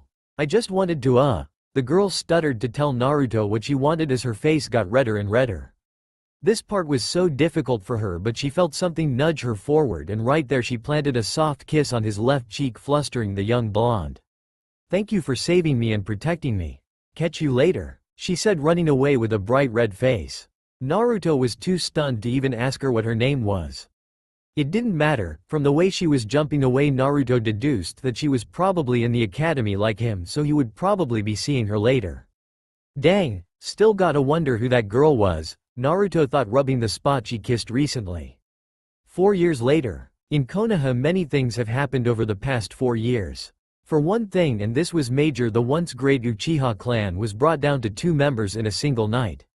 The reason was unknown to the general public, but everyone knew who had done it. It was none other than Itachi Uchiha, the Uchiha prodigy and brother to another well-known prodigy, Sasuke Uchiha. Since that night, Sasuke has obtained his Sharingan and kept it well hidden, but in one of his spars with Naruto, the Uzumaki boy caught a glimpse of it and smirked. More has also happened, like pertaining to Naruto, he finally found out the identity of the mysterious blue-haired girl from before. Her name was Aoi Megami and she was an academy student in his year, though she only joined his class during the final year. Not much was known about her family other than the fact that they all died in Kirigakure, and they could do strange stuff with their bones. All but her mother, who only died 4 years ago, 2 days before Naruto found her. Naruto at first wanted to approach her right off the bat, but he decided against it and would let her make the first move. She hasn't taken it yet, but Naruto has been known to see her glancing at him from time to time with a familiar red hue. More things have also happened in Konoha, like for instance Naruto has become an expert of the Hado and Bakudo seal techniques he got in with Mafune. He also learned something that he would consider his greatest sword attack yet. It was called Nijurasen, double helix. See, his body has finally matured enough for him to properly train it in speed and strength, and naturally he did, raising both his attributes to high Junin level. Nijurasen was a byproduct of his speed increase, and as such he can move very fast while making it seem like he isn't moving. He can also use Tato to create afterimages, but the new move he learned allows him to move so fast that it appears as if it is two of him and the move in a spiral or double helix. It delivers 2 pokes and a slash all in the span of 1 second. Though many good things have happened to Naruto over these last 4 years, many bad things have also happened. For starters, the adults don't like him, thinking him to be the one playing pranks on him, but that's not the half of it. Now his punishments have increased, and as such the seals have as well, meaning now they are using seals to immobilize him and make it hard to move. So far he can't escape his current one, so every time he goes to his room he can't move unless one of his parents release the seals. His academy grades are horrible, since the teachers obviously dislike him, and that is simply because the amount of lies and false evidence stacked against him. Naruto really can't do anything about it, or he risks getting discovered, and that was something he would not allow to happen to him. He has already finished all his other exams, but right now he had the final, which was 3 main tests. The first was a written test which he was kicked out for because someone had tampered with the testing materials. Next was the taijutsu portion, which he was currently doing.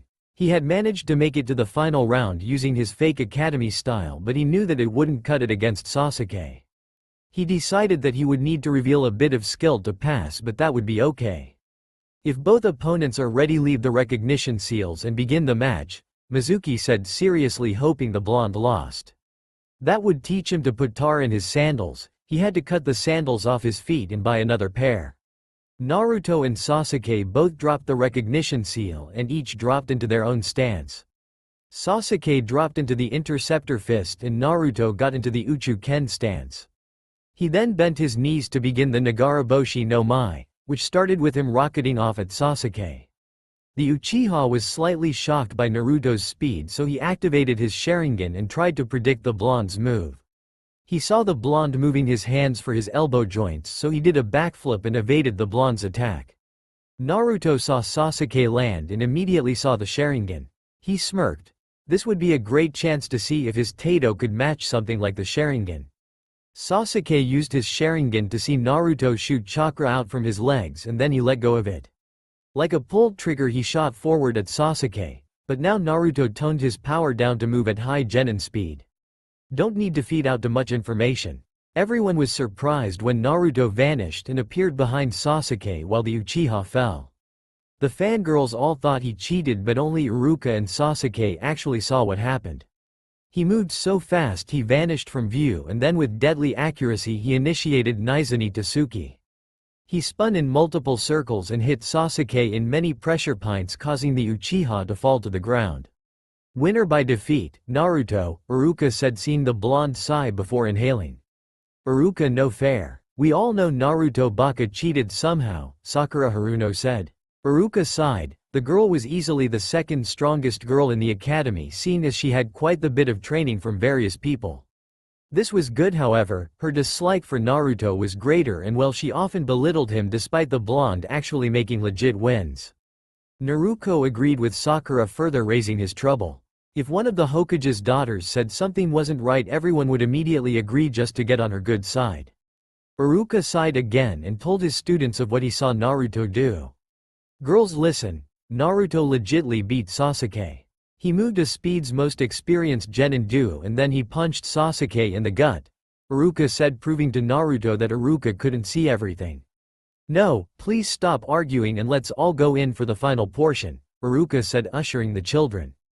Natsumi looked excitedly at Naruto and her gaze was only beaten by one other, and that was Aoi, who somehow saw all the hits he landed on Sasuke in that one move. So, I think it's time the big cat's got another summoner. She thought, seeing Naruto walk away after help up Sasuke, who took his hand after glaring at Naruto.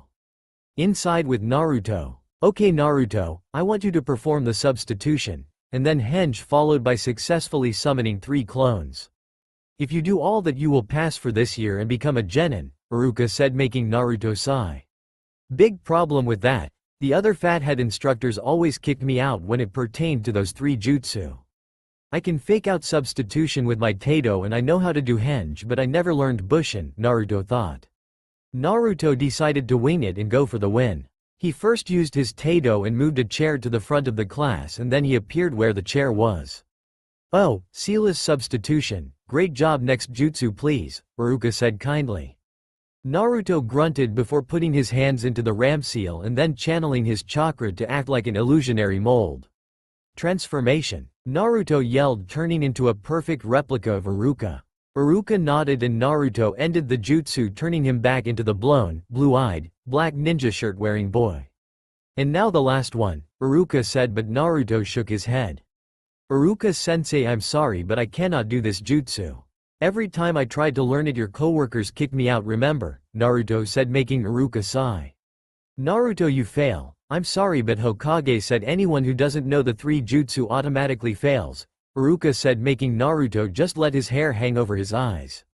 The blonde walked out silently past his classmates and left the room, followed stealthily by Mizuki, the ex-teacher. He was fired a few minutes ago for lying about testing materials. Later with Naruto. Naruto, it's me Mizuki, the white-haired man said, looking kindly at the blonde who was sitting silently on the swing set. Naruto looked up and glared at the man. Out of everybody Naruto knew, this was the absolute last person he wanted to see right now, and he was sure he'd rage if the man spat some bull crap about his current predicament. Hey, Naruto, I've heard that you failed the test, but I wonder, did Iruka tell you about the secret exam to pass? Mizuki said, stringing along his web of lies. Naruto just glared emotionlessly as Mizuki tried to look as believable as possible. This fool comes over here and asks me about a secret exam when he is one of the main reasons I failed the first one. Ridiculous. He is up to something, Naruto thought while deciding to play along with the horrible attempt to trick him. No, Mizuki-san, whatever could you mean? Naruto said while mentally rolling his eyes. Well, see, a long time ago when the first Hokage made the academy, he set up a secret test that will automatically turn anyone who does it into a chunin. All you got to do is steal the scroll of secret jutsu and then give it to a chunin who will then pass you and make you an automatic chunin. Mizuki said, creating lies right on the spot. Naruto frowned before smirking and speaking to his ex-teacher. I'm in, what time do we start? Naruto said, making Mizuki laugh internally about how easy it was to fool the Hokages, stupid brat. Meet me at the Western Forest at 9 p.m. sharp. Mizuki said while jumping away. When he was out of hearing range, Naruto gained a frown and watched his retreating backside. Idiot, did he really think I bought that garbage? Now how do I turn this fiasco against him convincingly? Naruto said while feeling 2 chakra signatures in the forest. One he easily saw as his sister's, and when he used Kanzen Kenchi he confirmed it to be Natsumi. Why's she here? She must have heard our conversation and will no doubt tell Minato. I think I can work this into my favor, Naruto thought while using the Kanzen Kenchi to get a visual on the other person. When the sonar-like wave came back and he got a chakra image, he saw Aoi and she was blushing, while he felt extreme nervousness from her. Aoi, you can come out now. Natsumi, go home, Naruto said, seeing Aoi come out of the trees while Natsumi looked shocked before jumping away to go ask her sister what should they do about this matter. Aoi jumped right in front of Naruto and he could see she had an unusually large scroll in her hand. Is that what I think it is? Naruto thought, seeing the girl blush more. Hey Naruto, she started off. Stupid, that was a lame introduction, she thought. Naruto raised his right eye before deciding to entertain this girl. After all, he did find her very interesting and he could sense her power that she hid away. Sure, she wasn't as strong as he was, but she could give a great Chunin or a weak Junin a run for their money. Hello Aoi, what's going on? Naruto asked, seeing the girl shuffle. Naruto, I just wanted to say sorry about what happened at the academy with you failing. I know Iruka can be tough, so I brought something to cheer you up, she said, starting to get back into her normal character. Aoi was a wild spirit. She liked laughing and fighting, but most of all she had a slightly perverted nature. You could tell by the very short sleeveless jacket that was open and her taped-up chest that she was a pervert, but it gets worse. She wears a sort of skirt with the sides cut off, showing quite a bit of skin. Many wonder if she wears panties under it, but so far none have lifted it up to see. Thank you for your condolences Aoi, but you'll find that I'm not really a fan of pity, Naruto said, hoping she wasn't doing this out of pity. You're still that idiot that saved me for years ago, aren't you? You should know I hate pity and will never give it out, Aoi said, glaring at Naruto for his accusations. No, Naruto, I'm here for something else. How would you like to sign the big cat contract and join me as the only other person in the world who can summon them? Aoi said, knowing just what buttons to push. I'm listening, but I just don't see the picture. I see what I get from this, but Aoi, what exactly do you get? Naruto said, confused as to why she made a generous offer. If you had a life like his, being constantly blamed for stuff you didn't do, you'll find that generosity only comes $1 per pound. Aoi frowned before smiling like a wild cat. Actually, this is for an old favor. I'm doing this because not only have you saved my life before, but you have also caught my interest. I know of your true power, the power you are hiding. I just want to see you in action and get to try you out myself before anyone else does, she said, but Naruto caught her hidden message well. Thanks for saving my hide, join me and I will help you out along the way.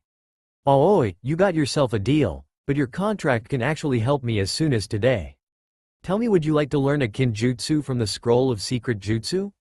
Naruto asked, seeing his plan lay out in his mind. He saw how everything would go.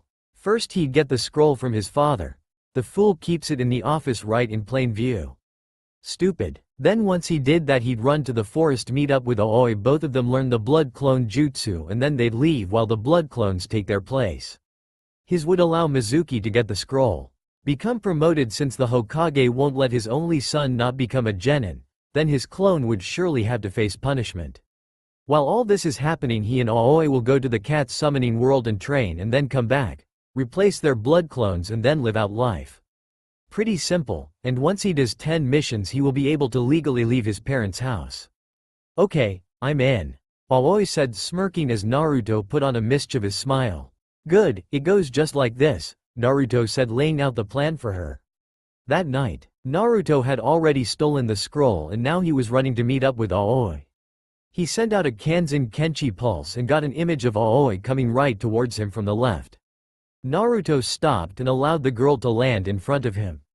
You ready? Once we start there is no turning back, Naruto said while slightly opening the forbidden scroll. Aoi nodded and he opened it up right to the blood clone jutsu. Seems easy enough, she said, fingering the hand signs, but realizing didn't have quite enough chakra to perform the jutsu. Naruto had to agree, just 3 hand signs and a third of his chakra, and presto, on blood clone. He knew Aoi wouldn't have enough chakra for the technique, but he had a way around that flaw. Aoi, I sense you don't have enough chakra to make a full blood clone, so allow me to funnel chakra into you and then you can perform the technique, Naruto said, causing the girl to smile sweetly. His face reddened from the cuteness she had, but he brushed that away and funneled a meager amount of his chakra into the girl so she could use the technique. Aoi bit her thumb like she would for summoning and started the hand signs. Inu Tora Saru handclap. Ninja art. Blood clone jutsu. Blood dripped onto the ground and she slammed her hand on her blood, causing a crimson-red seal to formulate under her palms. Smoke entered the forest, and when it cleared up, Naruto saw Aoi standing next to another Aoi who looked like her down to everlast curve. Naruto caught a slight nosebleed, which Aoi saw, causing her to smirk. What's wrong? Naruto can't hand 2 girls at the same time, she said, with Naruto flying back from a nosebleed. She laughed before seeing Naruto somehow magically appear next to her with the use of his Tato. I'm going to learn how he does that someday, she thought while seeing Naruto bite his thumb like she did.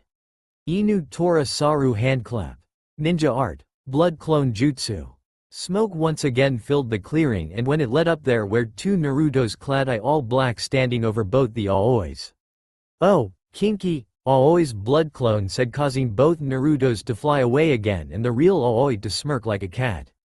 Naruto then came back and the original people looked at their clones. "You both know your objectives. Aoi clone, you leave the perimeter and cover your tracks. You are to live out Aoi's life until we get back. My clone, you go beat Mizuki and allow the Anbu to take care of what's left. Go tell Minato what happened that isn't classified, and then if and when they put you in the seal, make sure you complete those 10 missions and survival training so you can leave the family before I get back," Naruto said to his clone. The two clones nodded and everyone left to go on their quests. With real Naruto and Aoi. Naruto and Aoi were jumping to go find a safe place to stash the big cat contract until they get back from the savannah. Right now they were headed to the ravine where Naruto first meet the creator, whom he still hasn't told anyone, not even Aoi, about. No, Naruto was still trying to figure out who the other savior would be. He just hoped it wasn't one of his sisters. "So Naruto, tell me, how strong are you really?" Aoi said, trying to pry out information on the person she'd be spending the next 2.5 months with. Naruto for his part sighed, before telling the girl all he knew. For some reason he just felt that he could trust her despite her rather wild personality. "I will tell you all that I can do and allow you to gauge my strength," Naruto said, and then he went into the Hado and Bakudo, sword style, and fighting styles he knew. He told her how his Tato works, bumming her out that she could never really use it, and he told her how the Kanzen Kenchi worked. He even told her about the Nijirasen and another move he was working on called Gyoretsu no Hisho, Flight of the Matrix. Naruto ended up feeling himself be able to trust her more when she told him of her past. How her father foolishly led the Kagaya clan into a death trap during the bloodline purges. She told him she could regenerate her bones and also bring them outside her body for a while. Naruto asked about her mom, but she told him her mother wasn't a Kagaya, which weakened her bloodline to a degree. "You know, Aoi, I feel I can trust you with the information of this place, so I will be honest with you. Where we are going to drop the scroll is a place known as Alpha Beta A, or as we know it, the universe. And the creator of this place brought me there and gave me scrolls on everything I know," Naruto said, seeing the girl go wide-eyed. He basically told her that his father didn't know what he was talking about and that his sisters were fakers. They weren't the children of prophecy, he and some other guy was. "Wow, so you think it was destiny that we meet, or that I gave you the contract to sign?"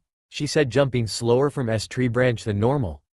"It's possible, but all I know is that I need to figure out my true bloodline and master it before it's too late, or else there won't be a world to save," Naruto said while stopping them at a strange ravine. "This is it, just toss the scroll down there and then we can go to the summoning realm," Naruto said, watching the girl chuck the scroll like it was a dead body. When they were sure it hit the ground, Aoi started the hand seals for the reverse summoning jutsu. She bit her thumb and then started the seals. Hitsuji Saru Tori Inu I. Ninja Art. Reverse summoning contract. Naruto and Aoi both vanished in a plume of smoke, not to be seen for 2.5 months. Fake Naruto. Naruto easily took down Mizuki. All he had to do was use a bit of speed and the Ikatsu and the white-haired man went down. He talked to his dad a few minutes ago, and well, he wasn't pleased that his son went behind his back and stole the scroll without his permission. He was so mad that he put Naruto into several of her tougher seals and dared him to get out. Naruto mulled over the hollow victory. Sure, he got his headband, but now he was stuck sealed up like this for every day that he came to this house, which was every day. He had at least a month of this before he could legally move out. He knew Minato would put up a front and try to stop him, since it would look bad that the Hokage's son moved out because he didn't like him. Naruto just hoped he could break out of this. Let's see here, what is it this time? Oh, my 2 arm restriction seals, a triple gravity seal on top of this turtle shell on my back. Dang, the locking mechanism looks extremely tough, but I can try. Oh wow, and he added a pressure point correction seal to make sure if I do get out I will be in severe pain. Yup, I am screwed. There is only one way to get in this mess and one way to get out, but I've been in harder scenarios. Clone Naruto said to himself. His father would let him leave for team placements next week, and when he stole the scroll he made sure he changed the teams up. He traded Sakura for Aoi as his teammate and chose to keep Sasuke. He put Sakura on his sister's team. Hopefully that will get her to hate me less. Naruto was about to go to sleep for the night when he saw the door open and in walks another person he really didn't want to see: Naruko. She had a smug grin on her face as she walked up to his restrained body. "So weakling, are you ready to tell me what Mizuki wanted?" she said, trying to get something out of Naruto. Naruto just looked at her emotionlessly before she slapped him and made him glare at him. "Now look here, Dad said that you were caught with the scroll of sealing. I'm warning you, if you betray this village, if you betray this family, I will hunt you down and torture you," she said, making Naruto laugh hysterically. "Ha, what family? You all don't see me as such. My own father doesn't even call me son and never speaks to me anymore. My mother equally agrees to the bull that I'm put through and is the same as the man you call father. Naruko, you practically hate me and go out your way to try and make me miserable. And Natsumi, oh Natsumi, she is the only slightly redeeming quality in this family," he said, spitting out every word with thick venom. "And yet even though she is a redeeming quality, I hate her just as much. I despise all of you, and guess what, in a little while none of you will have to put up with me.